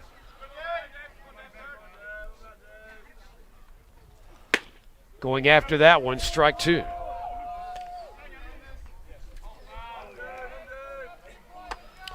I remember that moment a little while ago in the game where Davis Turner, that might have even been Rob maybe even in the first inning, where he acted like he was having a cramp or something with his left leg, and he shook that off.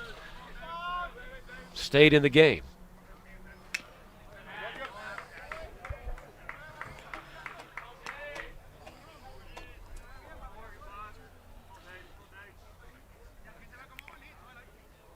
Yeah, only 2 base runners on the game for the Yetis.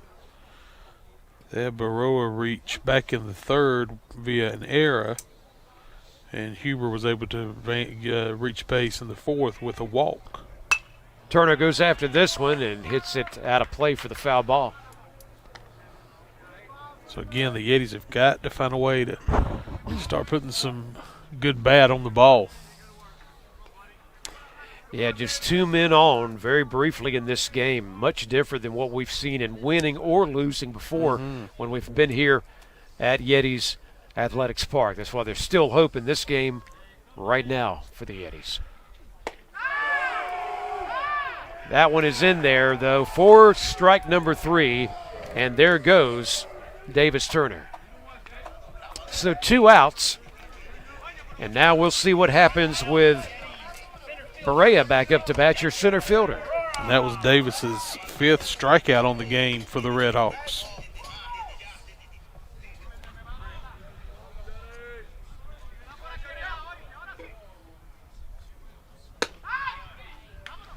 Ball one on the low pitch that time.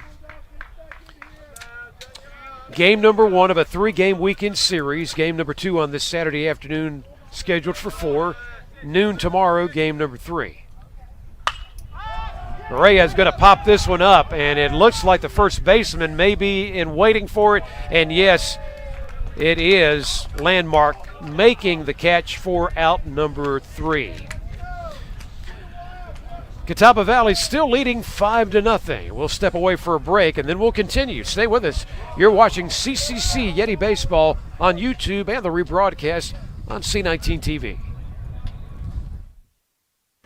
Hi, I'm Megan Pope, your host of Woman to Woman, a show about women for women. Each month we feature guests that highlight topics that focus on self-care, health, and well-being, and a variety of other topics for women young and well-seasoned here in Cleveland County. So join me right here on Woman to Woman on C19 TV and C19.TV, a broadcast service of Cleveland Community College. Chef Paul Prudhomme once said, "You don't need a silver fork to eat good food." Well, on Cleveland County Kitchen, we don't have a silver fork, but we sure do serve up lots of good food. Hi, I'm Deborah Blanton. I hope you'll join me for the next Cleveland County Kitchen. Each month, we offer a complete farm-to-table experience. We visit local growers, we learn about nutrition, and wrap things up with wonderful meals prepared by our guest chefs. It's a lot of fun. I hope you'll join me for the next Cleveland County Kitchen.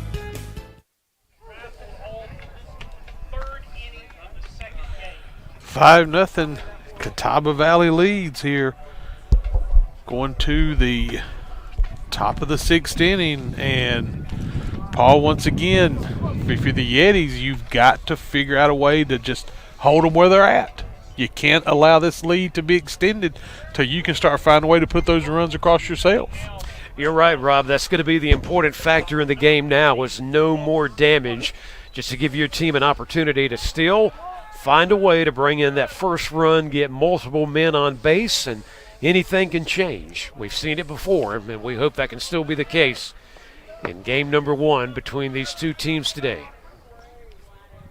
Carty back on the mound, your relief pitcher, second man up today. It started, of course, with Kyle Murphy, and then Carty now going into what's at least his third and a half inning of action this afternoon.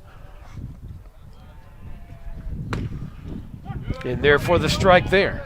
This could be a big inning here for the Yetis too, Paul. It's back to the top of the lineup for Catawba Valley. So again, they're going to have their best bats really coming up here. So get through this inning, work your way through it, get your bats back up there.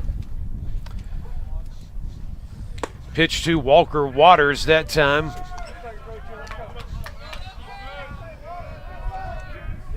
Yeah, Waters disappointed in himself there. You can tell by the way he kind of took that long walk away from the plate. See if Carty can get him. But he's not going to do it there with a high pitch. Yeah, runs it even 2-2.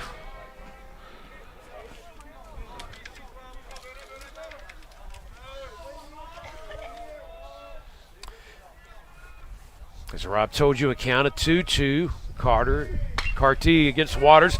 Waters pops this one up. This was going to the left side of the field, and there is Mason Dugas to make the catch for the out. Yeah, Waters put a little bit of a charge into it, but out there to the fence in left field.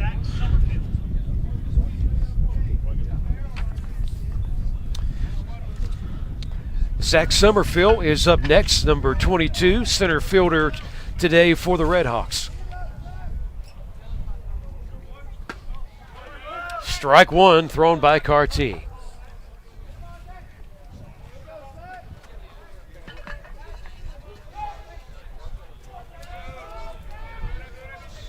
Boone Carty from Kings Mountain with another strike.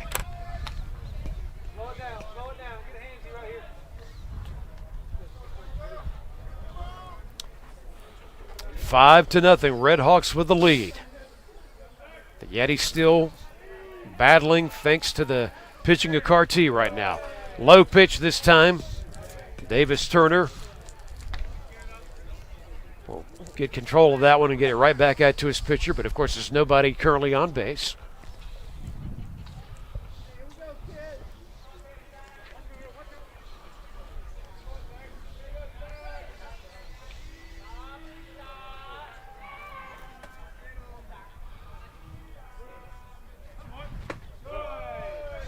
Low pitch, and that is a ball. Yeah, going to make the count 2-1 now.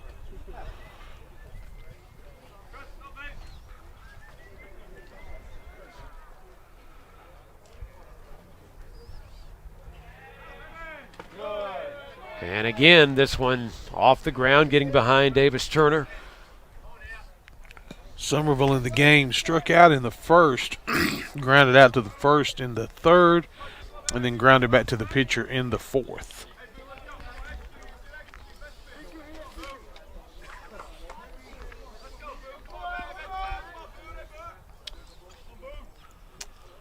Carty really taking his time on this one, and he's going to get him. Great job, great pitch for the out.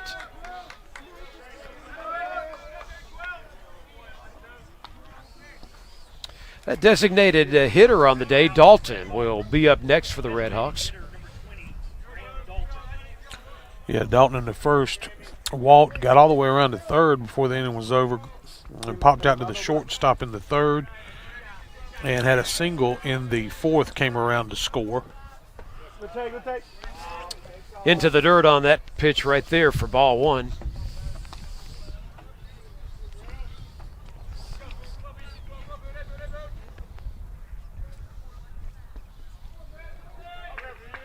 Catawba Valley, as many of you may already know, and we mentioned, from not far up the road at all. They are located in Hickory. They've come to Shelby, where we're, of course, viewing and calling this game for you from the Yeti Athletics Park on the campus of Cleveland Community College.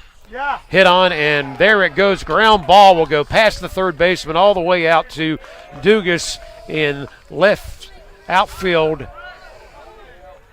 Tell you what, he just about got too far away from first base. Yeah, it's one thing to get on base, but yeah, a little patience is called upon sometimes. Sometimes it's best just to drop anchor right there, and he nearly got caught in no man's land. Good job to hustle back. Here's a guy that's made some big things happen for his team today. Jake Jimenez, the third baseman, number 36, is back up to bat. On base every time in this game.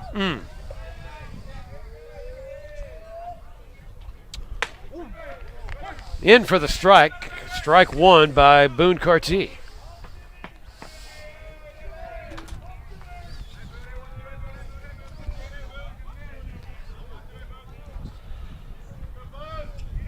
Carty is certainly a fun pitcher to watch, his method and throwing style. Strike two.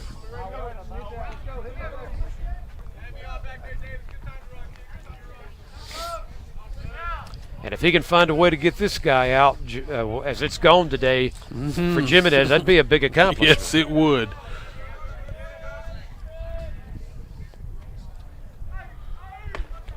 Carty going to go a little high to the right side with that one for the ball.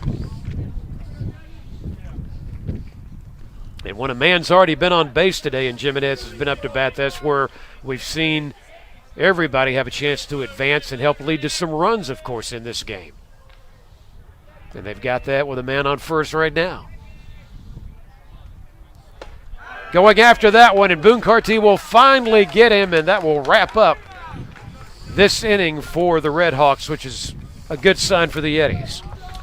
Yeah, good job there. Again, we talked about holding them at that 5-0 lead, Paul, and again, we'll continue to progress later into this game, now moving into the bottom of the sixth inning. Find that first hit. That's going to be the important thing now. Not even looking for the first run yet. Just get that first hit in the game. Maybe that'll get something to change the momentum a little bit, get you a little more confidence at the plate. What inning is it we're in now? We're heading to the bottom of the sixth. So bottom of the sixth, and you talking about getting that first hit, man, that's just not been the norm for the Yetis. That's right, absolutely.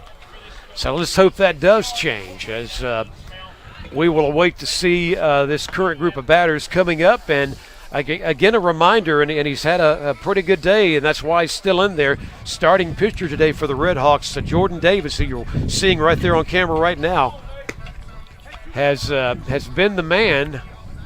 Yeah, taking a look at what he's done. First inning only faced 3 batters. Second inning faced 3 batters. In the third, he faced 4 batters. Only 3 in the fourth. Only 3 in the fifth. So this young man has been very consistent out there on the mound for the Redhawks. He really has. And again, we know that there's game 2 coming up at 4 on this Saturday afternoon of April the 2nd. And tomorrow on Sunday will be the final contest, game 3, scheduled for 12 noon. And of course, we'll have those for you on YouTube, and then later the rebroadcast on C19 TV. Here comes Mason Dugas. He is the first batter up here in the bottom of the 6th.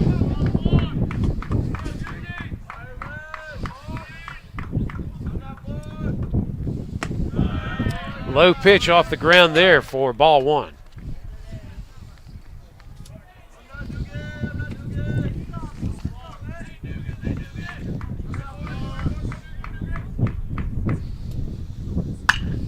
Duke will pop this one. Let's see where it's going to go. It's down. There you How go. What we about needed. Thank goodness. Finally, here in the 6th inning, the Yetis get that hit. And, hey, he's the first batter up, so no outs. Next man up, and let's keep it going. And back to the top of the lineup, Mikhail Sneathen. So let's see now if the Yetis can start stringing things together. You've broke through a little bit offensively. Let's see if you can build that confidence now. Rutherford County product, Sneathen, as you said, Rob, up to bat. Fast pitch, but up high that time for the ball.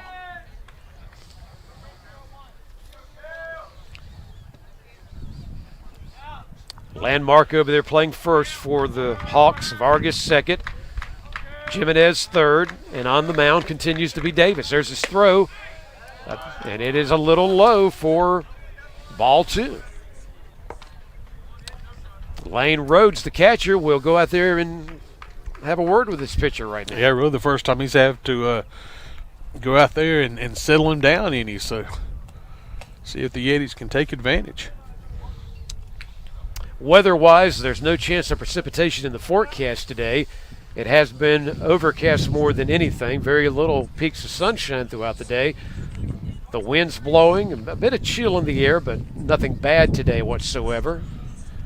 Comfortable afternoon for this game, and that's why we hope we'll talk you into coming out and joining us for Game 2 at 4 today between these two teams. And that pitch will get in there after the brief break in the action. After the catcher went out and talked to Jordan Davis, it's a count of 2-1 now. Yeah, taking a look at Sneathen in the game, grounded out to third in the first, and grounded back to the pitcher in the third. Going from first to second, Sneathen will pop that one back, and that also will mean the Dugas will have to go back to first base. Yeah, start it all over again.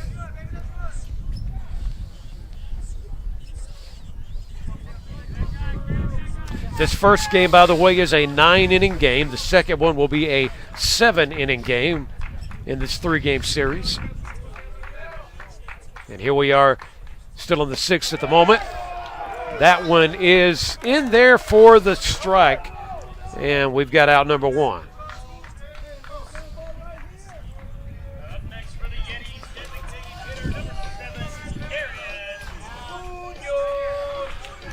Munoz, who is the designated hitter in this game today, he's up next, Rob.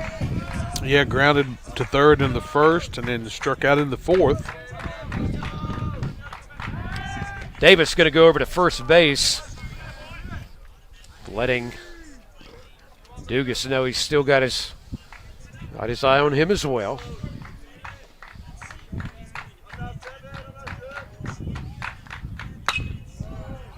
Munoz is going to pop that one out of play, foul ball.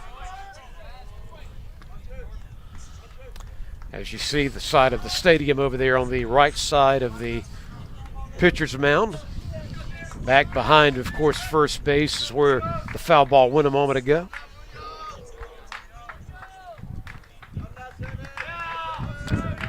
Davis looking out of the corner of his eye. He'll go back over to first with the throw. Tagging up his Dugas safely.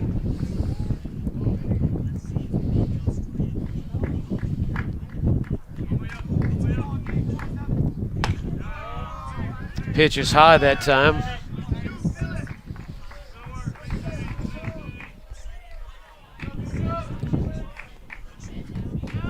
Jordan Davis, one thing we've seen throughout the afternoon, certainly can throw a hard baseball pitch at times. Dugas is taking off. Will it be in time? I think he's in there safe. Yes, he is. Good job there by Dugas on the stolen base. So 1 out. We've now got a man to second in Dugas. And the designated hitter, Danielle Munoz, still up to bat.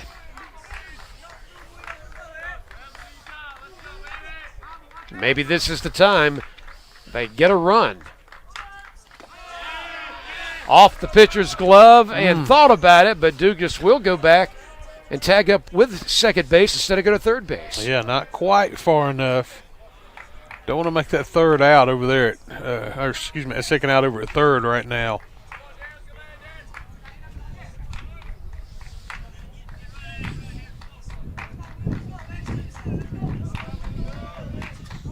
Can Munoz get on base or do even more than that? Pops this one, and again, this one will be over on that right side, fouled out of play.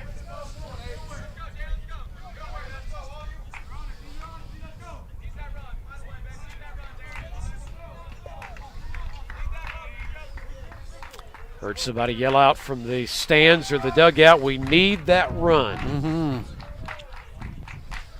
Jordan Davis, the pitcher, getting ready for his next throw. Looking back at second. Lets it go, and so does Munoz. This one is going to go deep. How deep will it go? It's off the wall, so we are now going to see a run come in thanks to the great job by Munoz. Dugas scores, and it's now 5-1. Big double there by Munoz, and like we said, Paul, you got that first hit in the game. Guess what? Now it's led to the first run, and we're going to have a mound visit, it looks like. Well, it's been quite a day for Jordan Davis, but wonder if they feel like maybe his energy's losing some of its steam and it's time for a change. The Redhawks will have that meeting on the mound right now. Yeah, right now, nothing happening. He's going to keep him out there, just remind him what they want him to do and see if he can get him out of this inning.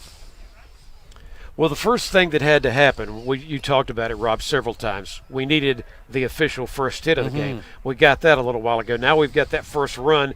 This is where things could really turn for the Yetis. That's right. That's right, dude. Now you kind of shift that momentum a little bit. All the momentum in this game was for the Redhawks. Now we're seeing the Yetis with an opportunity to put some runs on the board. And speaking of an opportunity, let's see what Robert Moyer, the first baseman, can do as he's the next batter up for the Yetis.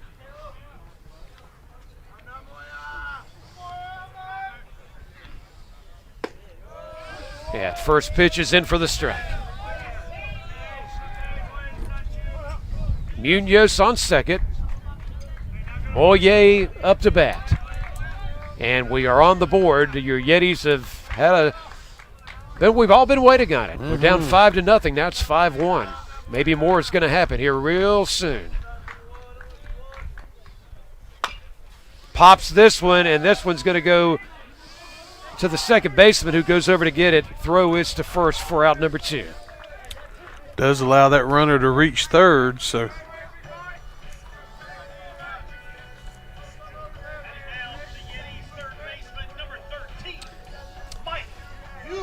So Huber is up to bat next, and Moyer, by the way, went on to third base, so that's where he's at now. But now the Yetis are faced with 2 outs. Yeah, going to take something here with 2 outs, but again, there has been some times where Davis has put one in the dirt a time or two, so maybe an opportunity even to get there without the hit. His first pitch is a ball. And another thing we've seen before, Rob, in some prior broadcasts we've been a part of, is that Big Mike he's found his way in on some big hits. He's going to pop that one, and this one is going to go out of play over on the left side of the outfield. Yeah, see if he can straighten that up a little bit. Munoz had that beauty a little while ago that was in the center field and right off the back wall. He's been hit in the back, has Big Mike, and he will walk, or in his case, he'll run to first base. So even though there's 2 outs, we've got 2 men on at first and at third. And why not? Kyrus Dawson makes something happen. It's a good bat to have up there in this situation with runners on the corner. Is Kyrus Dawson. This could really change things a lot if he is able to bring in some additional runs, because at the moment it's still a 4-run lead of 5-1 by Catawba Valley. This one outside to the right for ball one.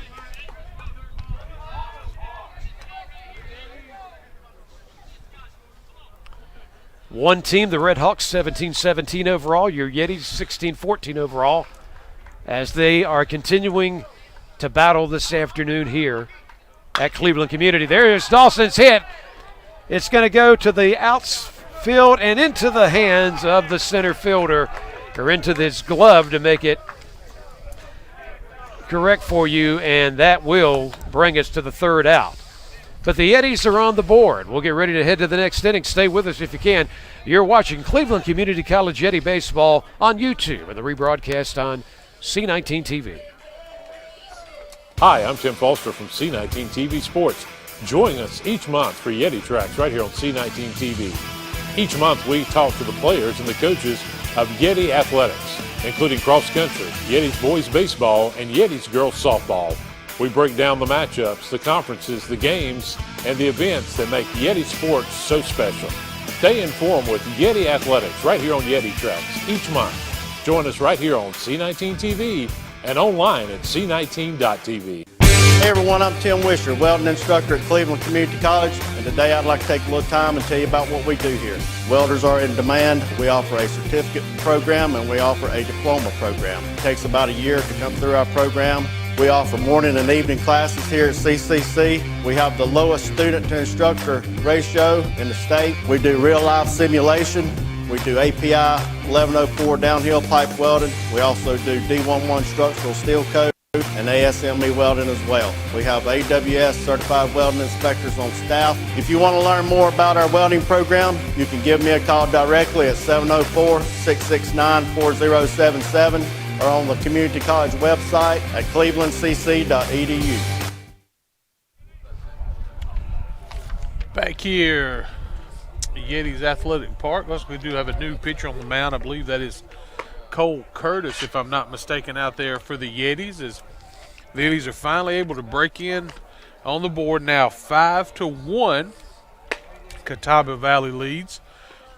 Due up here in the 7th inning will be Takagama, Marino, and Landmark.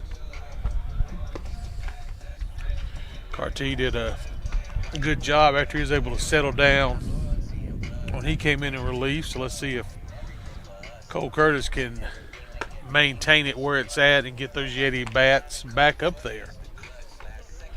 He had to take a break for a minute. This is Paul Foster. He'll be joining us back soon. A couple more pitches coming up. Again, if you've not had a chance to come out here to the ballpark and check out the facilities here at Cleveland Community, I would encourage you to do so. Just a great venue for a game. Construction continues over on the new softball facilities as well. Once all this is finished, folks, it's going to be something this area can be extremely, extremely proud of.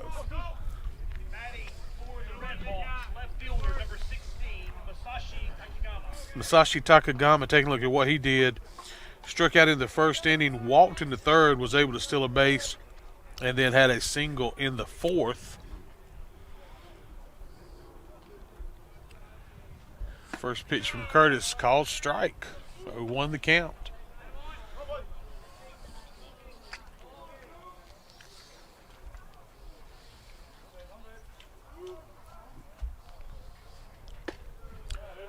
Next pitch outside for a ball.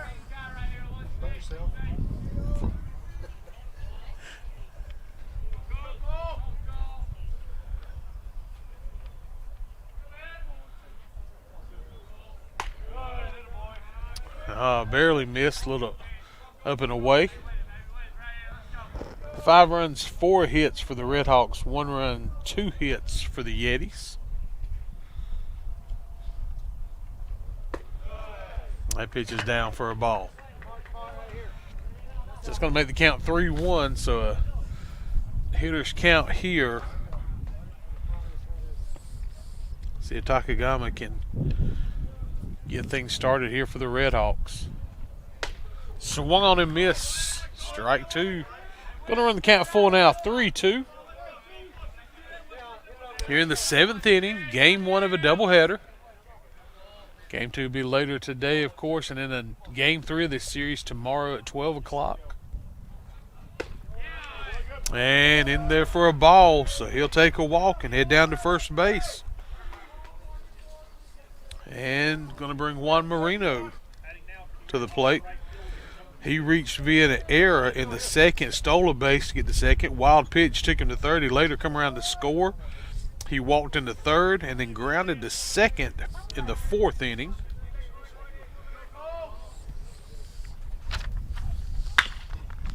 Marino chops back to the pitcher. Pitcher knocks it down, throws over the first 4. Out number 1.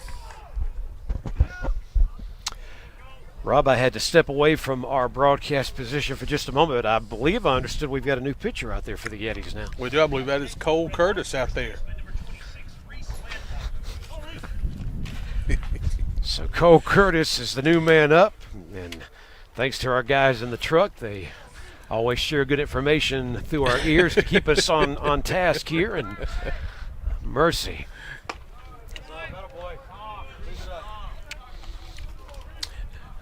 Current batter is that big first baseman, Reese Landmark, for the Redhawks. As we said, the Douglasville, Georgia native Cole Curtis, third pitcher of the day for the Yetis. That one's in there for the strike. We're in the 7th inning now. And I tell you, folks, you want to know what we're talking about, you need to come over here and get involved in the broadcast department here at CCC and find out what it's like behind the scenes whenever you're doing a game or any other kind of broadcast. Second base. Threw the ball over there, is making sure they kept the current player that has made his way to second to not escape, and he is tagging back up safely that time. Yeah, Takagama out there at second.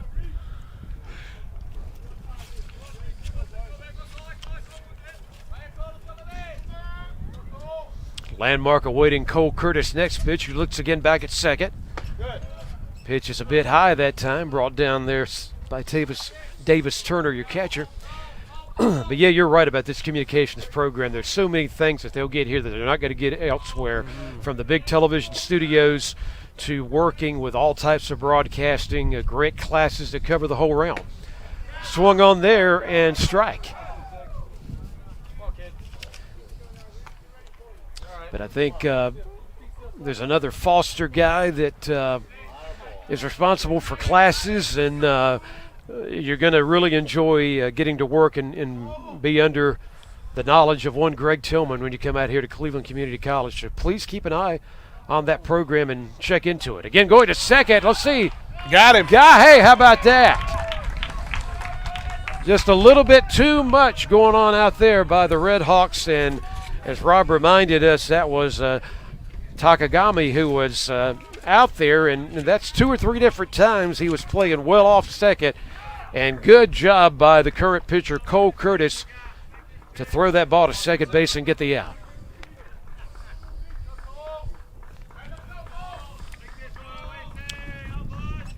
Curtis trying to take care of Landmark right now, who's up to bat. He's going to pop this one, and this one is going to land out in front of the center fielder, so he's got a base hit. Just shows how big that out was there at second base. That takes us to the catcher for the Redhawks. Lane Rhodes is coming up to bat next.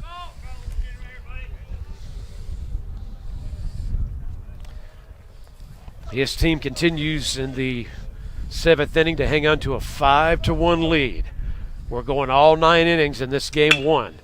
This one is a ground hit that will go out to the left fielder, and that enables now the Redhawks to have men on first and second base.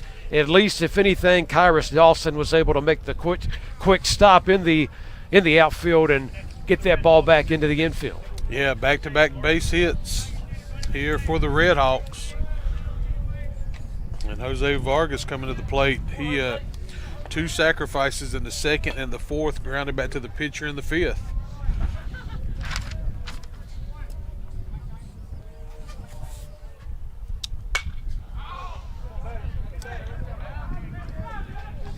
Foul ball. And strike 1 on that first pitch.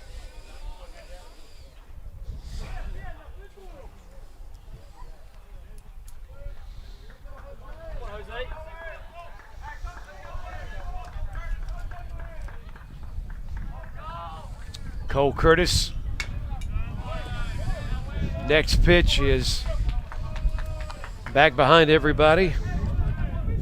But it appeared again that the batter went after that one. I think they called that a strike.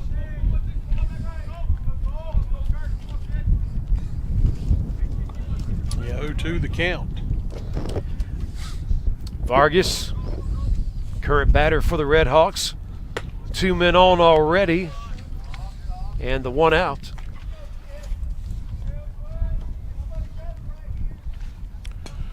Yeah, wind really picking up here at the park. But like we said, Paul, me and you are doing a game, so of course that's going to happen. I know, it's been a lot worse than this before. Base or ground hit will be picked up by second baseman and thrown to Moyer for out number 3. Thank goodness at first base.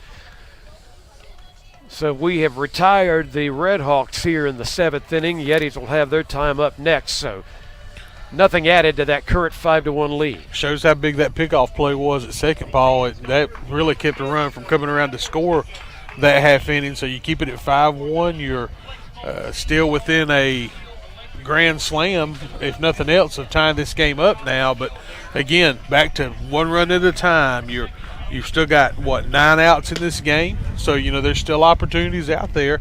You've got on the board. You've got a run. Now let's see if you can add to it. That's exactly right, Rob. We're hoping the Yetis can find a way to cut into that lead and make these last 2.5 innings interesting this afternoon here at the Yetis Athletic Complex. We got a new pitcher out there, number 30. Was that Jonah Milchuk, I believe?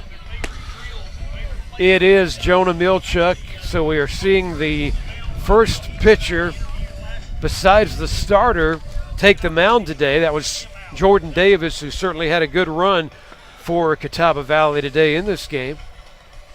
I tell you what, Milchuk, a big guy out there on the mound, Paul. So interested to see what he has as far as velocity on his pitches and see how the Yetis adjust to seeing a new pitcher here, as you said, for the first time in this game.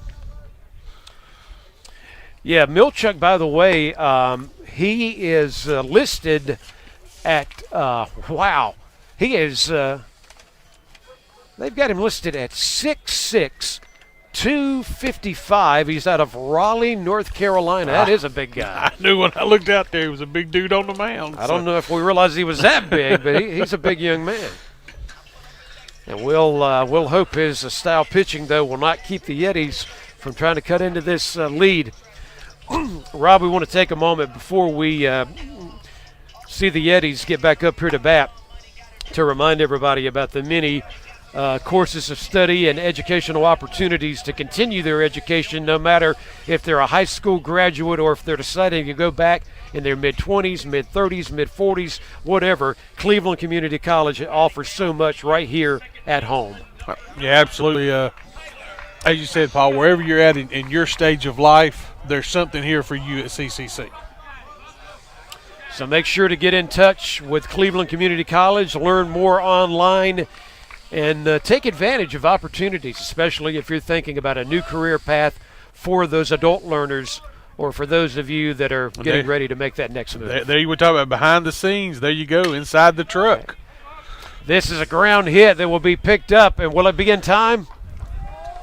It is going to be in time for out number 1, but man, what a gutsy effort by Casiato, who almost was able to get there.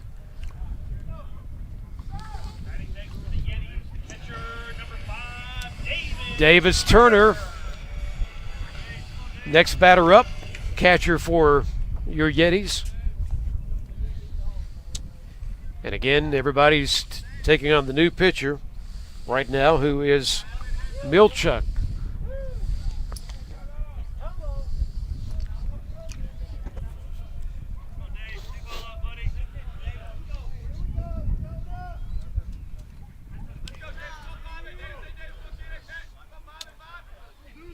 Turner will hit that one, and it's going to bounce right over into the gloves of second baseman, who went over to retrieve that one. And then gets it to Moreno at first, and just like that, 2 outs. So Barra for the Yetis is going to go up to bat next, see if he can keep them alive out there.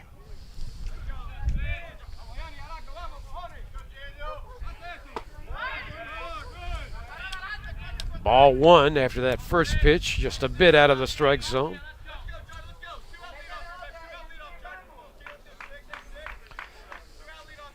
Jonah Milchuk, new pitcher. In this time for the strike, 1-1 count.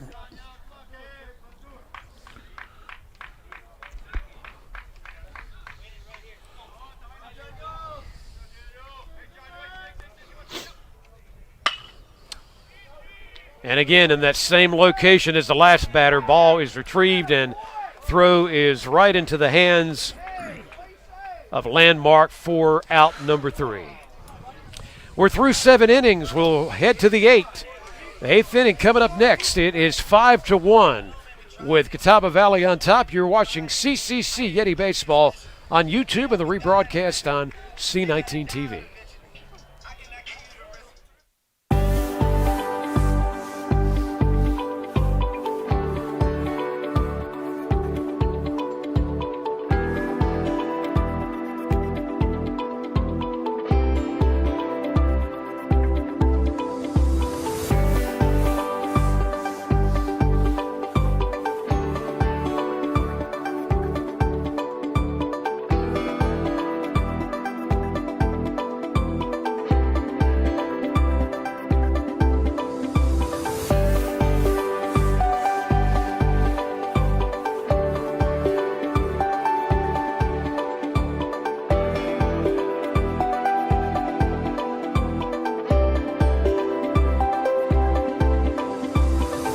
Someone once said that without music, life would be a mistake.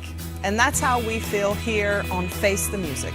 Hi, I'm Summer Castle-Keever, and I'd love for you to join me each month on our new program, Face the Music, which airs on C19 TV and C19.tv. Each month we'll highlight the talents, personalities, and stories behind some of the area's most gifted singers, songwriters, and musicians. It's going to be a lot of fun, so join me each month for a new edition of Face the Music right here on C19. As you can see on the scoreboard, it is 5-1 as we go into the 8th inning. The Yetis down to the Redhawks of Catawba Valley, and you're watching Cleveland Community College Yeti Baseball on YouTube and the rebroadcast on C19 TV. Paul Foster and Robbie Roop and our entire gang behind the scenes bringing you the action here today. We're so glad you tuned in. And Rob, let's see how the Yetis handle this 8th inning. Exactly right. I'd love to see a 3-up, 3-down inning here. See if Cole Custer has that out there on the mound. Strike 1, ball knocked out of play for the foul ball there. Yetis pitching today. Kyle Murphy started. He was relieved around the 3rd inning by Boone Carty, and now here we have Cole Curtis in, who just threw the strike on his 2nd pitch going against Walker Waters. It is the top of the lineup again for the Redhawks.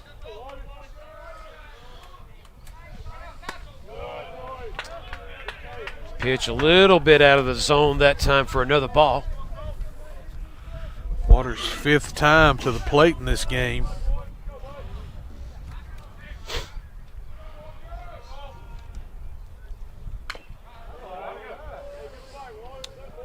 Waters wanted to try to make something happen there, but the ball, instead of going forward, went back behind him off the bat. Yeah, good job of really fighting that one off.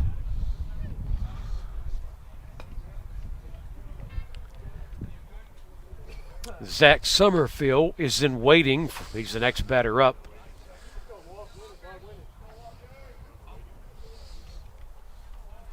The umpire had to check that ball, make a change to the pitcher, comes back and cleans off the base there at home, and now we're ready to get back in position.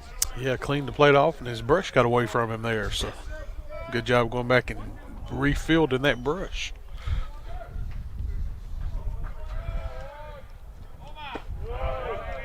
Pitch ended up falling a little bit low there for another ball in the count.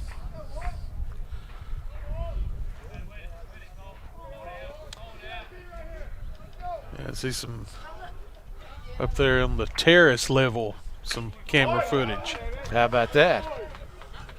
You get a little bit of everything from this particular presentation, and I've heard so many people, especially when I was here for the Guilford County games, had a lot of people that started tuning it in on their phones and their mobile devices, and we're talking about, man, this is a great production. I wish we had this back home. That says a lot about what's going on here with our presentation at Cleveland Community College. Outside pitch that time. Yeah, it's going to run it full. Crowd is getting a little bit louder on that full count, and everybody here at home realizing the Yetis do not need to let any more happen. Down 5-1. Pops this one, going and getting it and going it over to first base for the out is a job well done there. And we want to thank Cassiato for being in place to get that over to first base. Yeah, absolutely.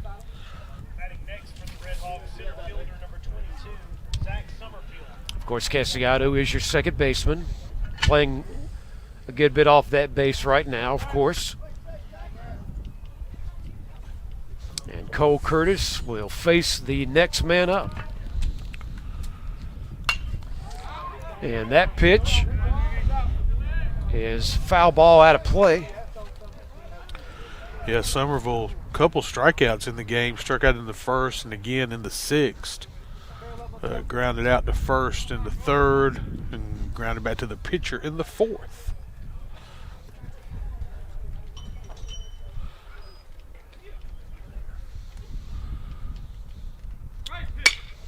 Pitch is hit on and going to the deep outfield, and center fielder could not get in position to get that one. It is back behind Berea.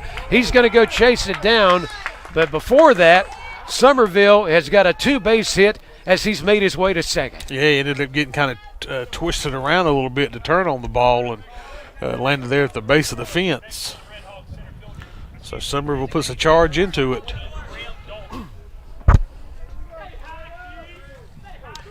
There's been some errors. There's been those kind of hits, Rob, that's happened more than once today where it was a hit that one of the outfielders was trying to get in position for, and it's like the ball either drifted in another direction or got back behind them, and that's enabled them to get on base at least 2 or 3 times today. So a big scoring opportunity out there for Catawba Valley now.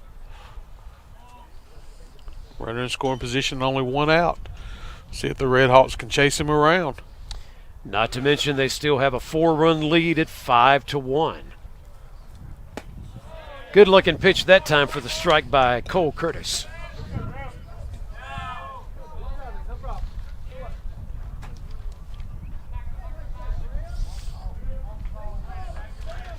Dalton up to bat again. Of course, he in the lineup today is the designated hitter for the team. Curtis looking back at second base.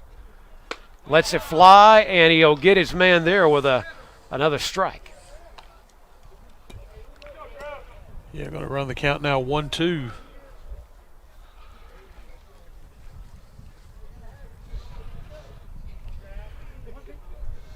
See if he can get Dalton out right here with the 1-2 count. This time Curtis' throw is a little high. Davis Turner brings it down safely. And still out there on second base are the Redhawks.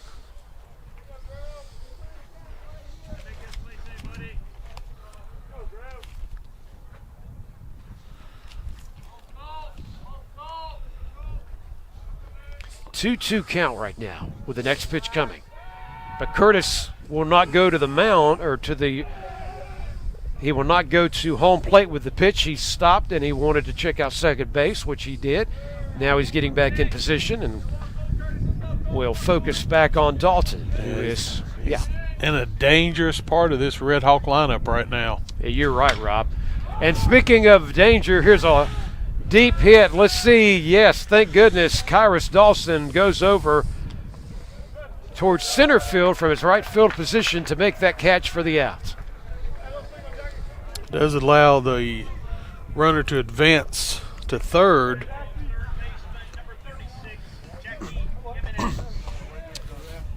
Jimenez in the rotation is back up to bat.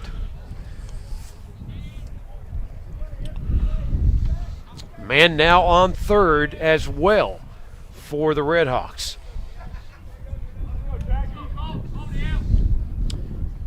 Important pitching coming up here for Cole Curtis.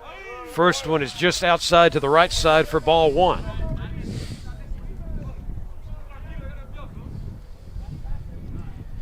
If the Yetis don't find a way to catch the Redhawks in game one, do remember game number 2 will follow this one on this Saturday afternoon. Pitch that time a bit high.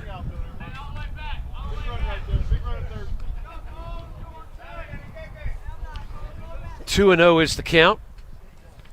And the third baseman, Jimenez, has certainly had some key moments for his team in this game today.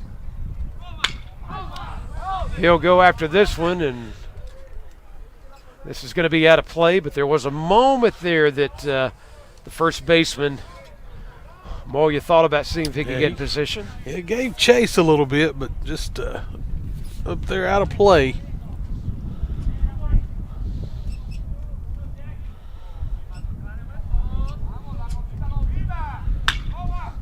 Curtis will pop that one back over again, well back behind the first baseman and out of play. You know, Rob, another thing that I think, not that it affects the game one way or the other, but if you're coming out here for the second game today, you might want to bring a light jacket with you, because without hardly getting any sunshine, it's been more overcast. I think that's what's kept that wind a bit chilly. Yeah, it sure has. Yeah, kept the wind a little cool here today. So next pitch, swung on and back behind, out of play again from Jimenez. Doing a good job of staying alive in the count. But for those, and a lot of people came out here, and including my son today, in his shorts and just a T-shirt, short-sleeve T-shirt. At times, you know, you can see a little bit of chill working on you on an afternoon like this. Yeah, how about that from Cole Curtis to get their big man Jimenez for out number 3. 5-1 remains the score. The Yetis are running out of opportunities, but let's see as we go to the bottom of the 8th how they can make something happen to try to cut into that lead. They're going to be next up to bat. Yeah, you're down 4 runs here. You're down to your final 6 outs. But the thing I like here, again, you got Dugas coming up, your number 9 hitter. Shawnee can get on in front of the top of the lineup. Matter of fact, he come around and scored that run back in the 6th inning. So let's see if he can get on, Paul, if he can. Back to the top of the lineup, guys like Kel Sneathen, Darian Munoz, Robert Moya, Big Mike Huber, you know, those guys that you want on base or you want guys on in front of. There's the opportunity for the Yetis here to try to cut into this lead. You're mentioning players' names that have made things happen in prior broadcasts that I've been here for. They have got other their co-players not only to, if they were already on base, to come in for runs, but they themselves have come in for runs. If it was a 2-base hit, if it was a homer or whatever. So let's see if they can finally get that going. The one thing that's been missing today to add some additional runs and stay alive before this one is over with. 4 runs would tie it, of course. That's what they need, one at a time, as we get ready to see the Yetis back up to bat.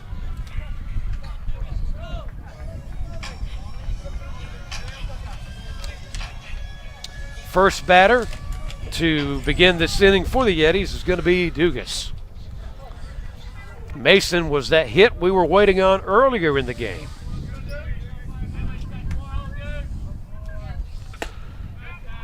Pitch is low for ball one. Yeah, to kind of tell you where this game is going, this is Dugas' only his third time up in the game, and we've heard guys for this Catawba Valley team having their fifth at-bats in the game, so that's where you start seeing those numbers shake out a little bit. Hey, how about it? He's going to get on base again.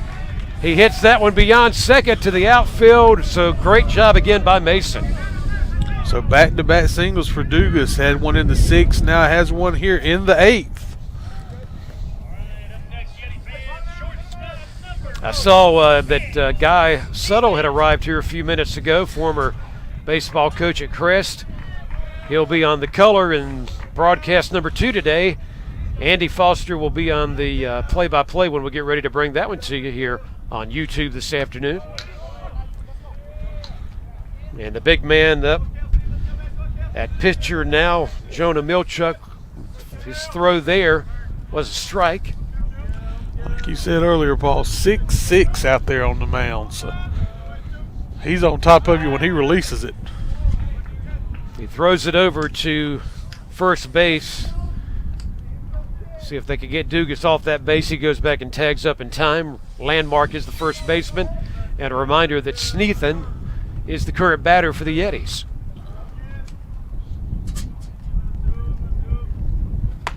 High pitch that time.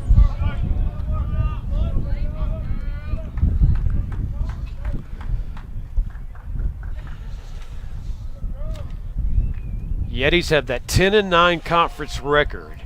We know that could change if they don't find a way to come back and keep this game going this afternoon.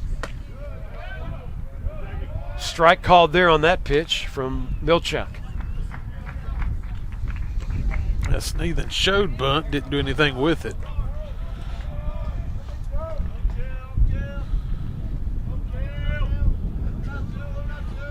Dugas playing off first a little bit. Milchuk looking back at first, and he'll go to first with a throw. Dugas in plenty of time tags up.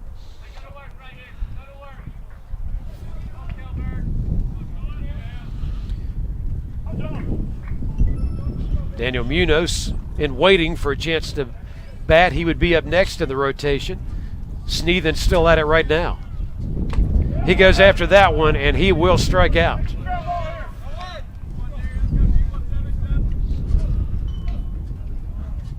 Dugas remains on first base. Munoz up to bat again. Now let's see if he can get something going for the Yetis.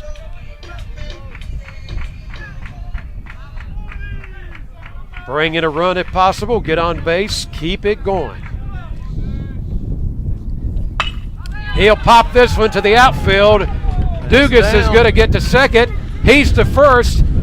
And sliding in to third. Dugas is able to take 2 bases thanks to the great hitting by Munoz, who's on first. Puts runners on the corners now for the Yetis. And how about it, Paul? You get in a part of the lineup that can do some serious damage now with one swing of the bat. Big Mike is up next, and let's see if he can make something happen. They're trying to come from behind, fighting from behind, at one time down 5-0 in this game. Take a look at what Moya has done. Grounded to third in the first, grounded to shortstop in the fourth. Had a sacrifice in the sixth. Big Mike adjusting his helmet, knowing that this could be an opportunity that they have longed for in this game today. That pitch is in for the strike.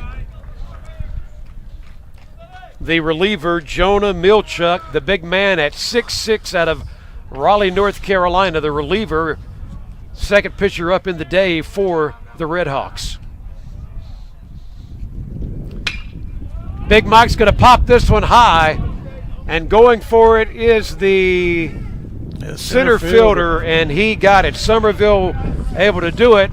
In the process, though, we do have a run scored, so Dugas comes in, and at least it is now 5-2. Like we said, one at a time, Paul, one at a time.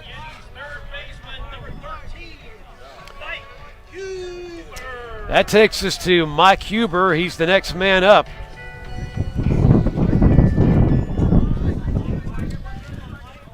Mike, number 13, the third baseman for Cleveland Community. Pitcher Milchuk will go over to Landmark, the first baseman, just to keep everything in place over there as he gets ready to go back now to Huber for this pitch. That one's in there for the strike.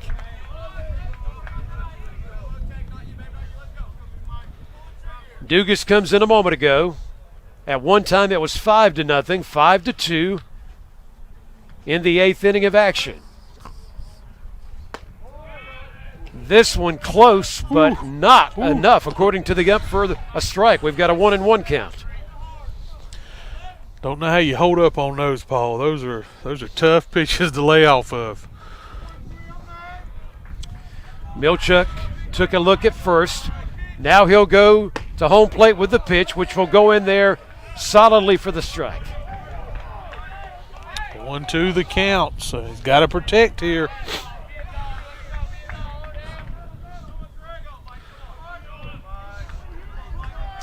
Two outs. The Yetis trying to stay alive and get additional runs if they can. Whoa, that one will not be called a strike, thank goodness. So deuce is wild. 2 balls, 2 strikes, 2 outs here in the 8th. And Big Mike continues to be up at bat. Can he do it? This one goes to the outside for another ball. So it's going to run it full now, 3-2. Runner at first is Munoz. The Yetis have found a way in past games to come from behind. They need to keep it going right here. And Big Mike will take a lick on that one, and it'll go out of play along the first base line. Good job to fight that one off. Was in on his hands. Munoz was moving from first. Milchuk, the current pitcher, again looks at first. Now eyes back the batter. Big Mike will pop this one back behind everyone, out of play, foul ball.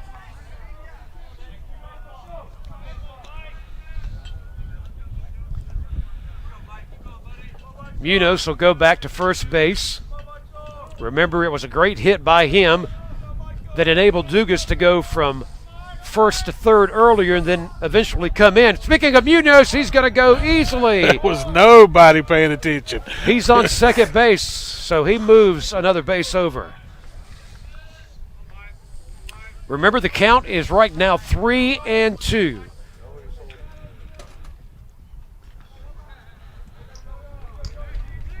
Big man on the mound, Milchuk, thinking about what he's going to do right here. Big Mike hoping he can get on base. And this one will be popped out of play along the third base line for the foul ball. And I tell you what, they're really not paying any attention to Munoz out there. Good opportunity for him to be standing on third base here soon. The Miami product out there on second base. We've seen him do some great things in games past.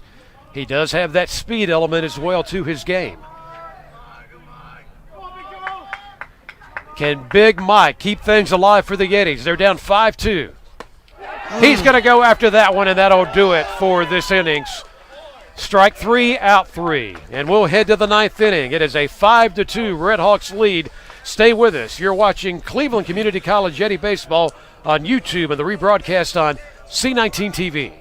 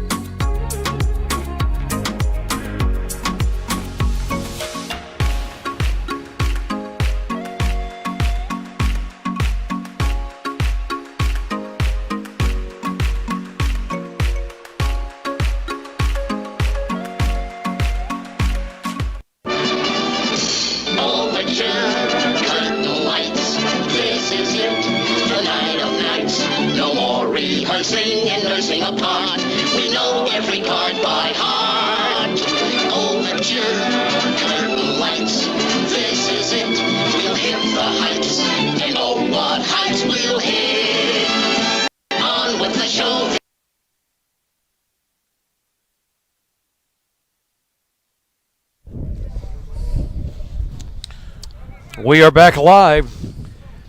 It's the Yetis, Cleveland Community Yeti Baseball. Of course, coming to you live right now on YouTube. We're broadcasting on C19 TV. So glad you're with us on this Saturday.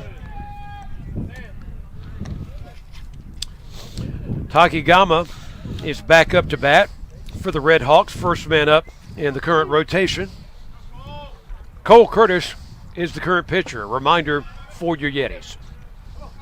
Again, you've cut the lead to 3 here, Paul. So, you again, do what you've done the last few innings. Keep it where it's at.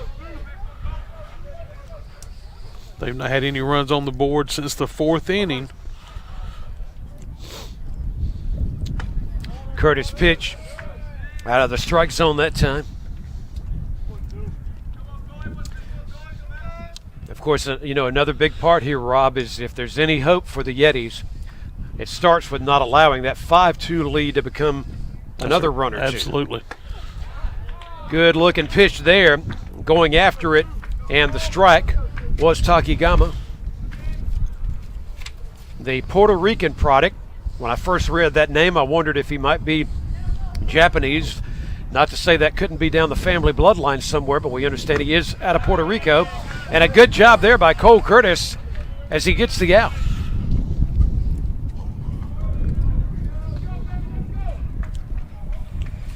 That'll take us to Juan Moreno. That young man plays right field. And Rob, what's he done so far in this game this afternoon? Taking a look for him, scored a run back in the 2nd, grounded out the 2nd in the 4th, and back to the pitcher last time up in the 7th. We just saw Cole Curtis throw a strike right there. Moreno almost looked like he wanted to go into a bunt situation, but right into the catcher's glove in the strike zone. He'll go after this one, the batter. Pops back behind him. So 2 strikes.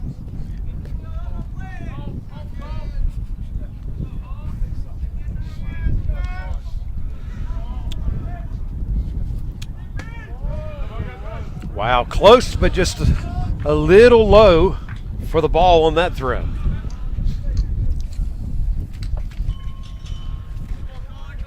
Marshall McDonald just came over and had a discussion. He's, by the way, is the coach.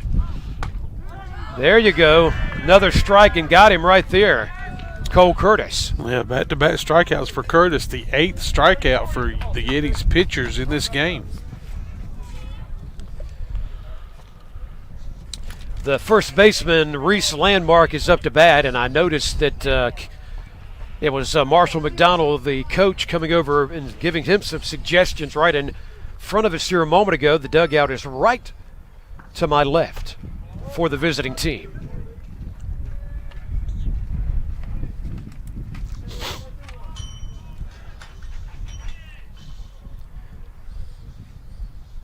The Yetis know what they need to do. Ball right there on that pitch. Don't allow the score to change. One of the things they got to do, keep it at 5-2. They're going to get their final chance at bat. Somehow, some way, 3 runs would tie this baby. This ball is going to be belted up. And let's see, it appears that Dawson will go and get under it, and he does for the 3rd out. So 3 men in a row, 3 batters in a row that take care of business right there. And it all comes down to what Cleveland Community College can do up to bat, down 5-2. Yeah, like you said, Paul, 5 runs, 7 hits right now for the Redhawks, 2 runs, 4 hits for the Yetis. And once again, it's all going to be about base runners, getting guys on, getting them around. You again, not trying to do this thing with one swing. Let's see if you can string some hits together. You can see our papers and everything moving because we've got some wind picking up again. Overcast day. It's been chilly winds at times. We've experienced this before, except Rob, we had to experience maybe with a little bit of a lower temperature than what we've got today. We have, and a little bit of rain been involved at times, but today's not been terrible. A little cool, but again, an opportunity to still come out to the park here and check out game 2 of this doubleheader. And don't forget tomorrow as well.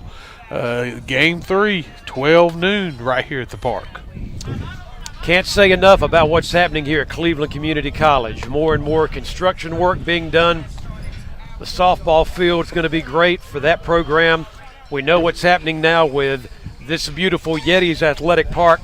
But inside the walls, not that the educational opportunities don't happen here on other parts of the campus outdoors as well when we talk about fire training and so many other things that are going on. But inside the classroom, we just want to certainly give a nod to all of the ways Cleveland Community College continues to grow and give the local community opportunities to continue higher education. So for your son or daughter, as they are nearing, say, maybe their junior, senior year, keep Cleveland Community in mind. And maybe it's 2 years here and on to their next destination beyond that. Dawson is up to bat. Can the catcher find a way to get to this one? Oh, my goodness. It goes back behind the net, thank goodness, for Dawson. He's still alive up there. I was waiting on you to make a move on that one, Paul, and dive over there to make a catch. That was just to our right where that ball landed. I think we've got some visitors here from the Hickory-Catawba County area. A gentleman over there, him and his wife, or girlfriend, having a discussion over there about he was right in the area of where that ball fell a moment ago. So we're going to miss there for Dawson. Going to make it 0-2 now, so he's down to his last strike. Really important to get base runners. Milchuk remains on the mound. High pitch that time, so the count goes to 1-2 for the Washington, D.C. product, Kyrus Dawson, who plays, of course, in the outfield, right field for the Yetis. Milchuk's throw, hard throw in there for the strike, and that'll do it for Dawson.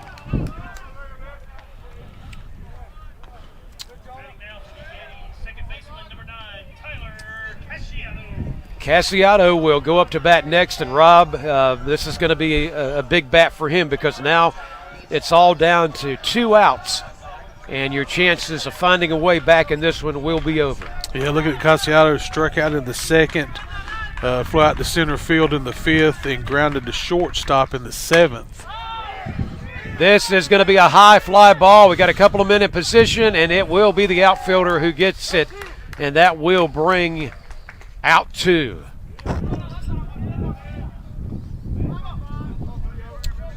So it's down to 1 batter, and we may be on to game number 2 in this series here in a short time this afternoon. If the Yetis do lose this first one, they can still think about game 2 and game 3 tomorrow. All will be broadcast, by the way, on YouTube, and then later as well on your cable system locally, C19 TV. Going after this one, and that is a strike. Ball tipped and back behind the catcher. Catcher Davis Turner up to bat for the Yetis.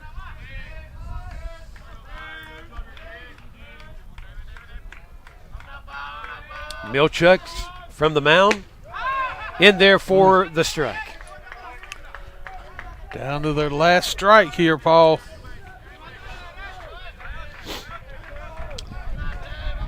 Reliever Milchuk going to try to wrap it up unless Davis Turner can find a way to get on base. This one is going to go high. Can the catcher get in position for it? Not quite. He went to his dugout and it bounces off the top of the dugout.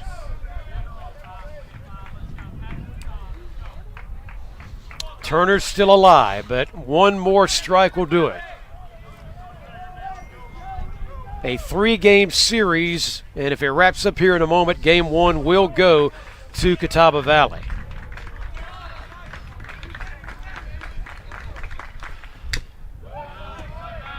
Good job of staying alive there. Yep, he went after it, Rob, but he did make a connection with his bat, so not over yet. And like you say, Paul, if you can't get this victory, you may have lost this battle, but the war is still winnable with 2 games left in this series.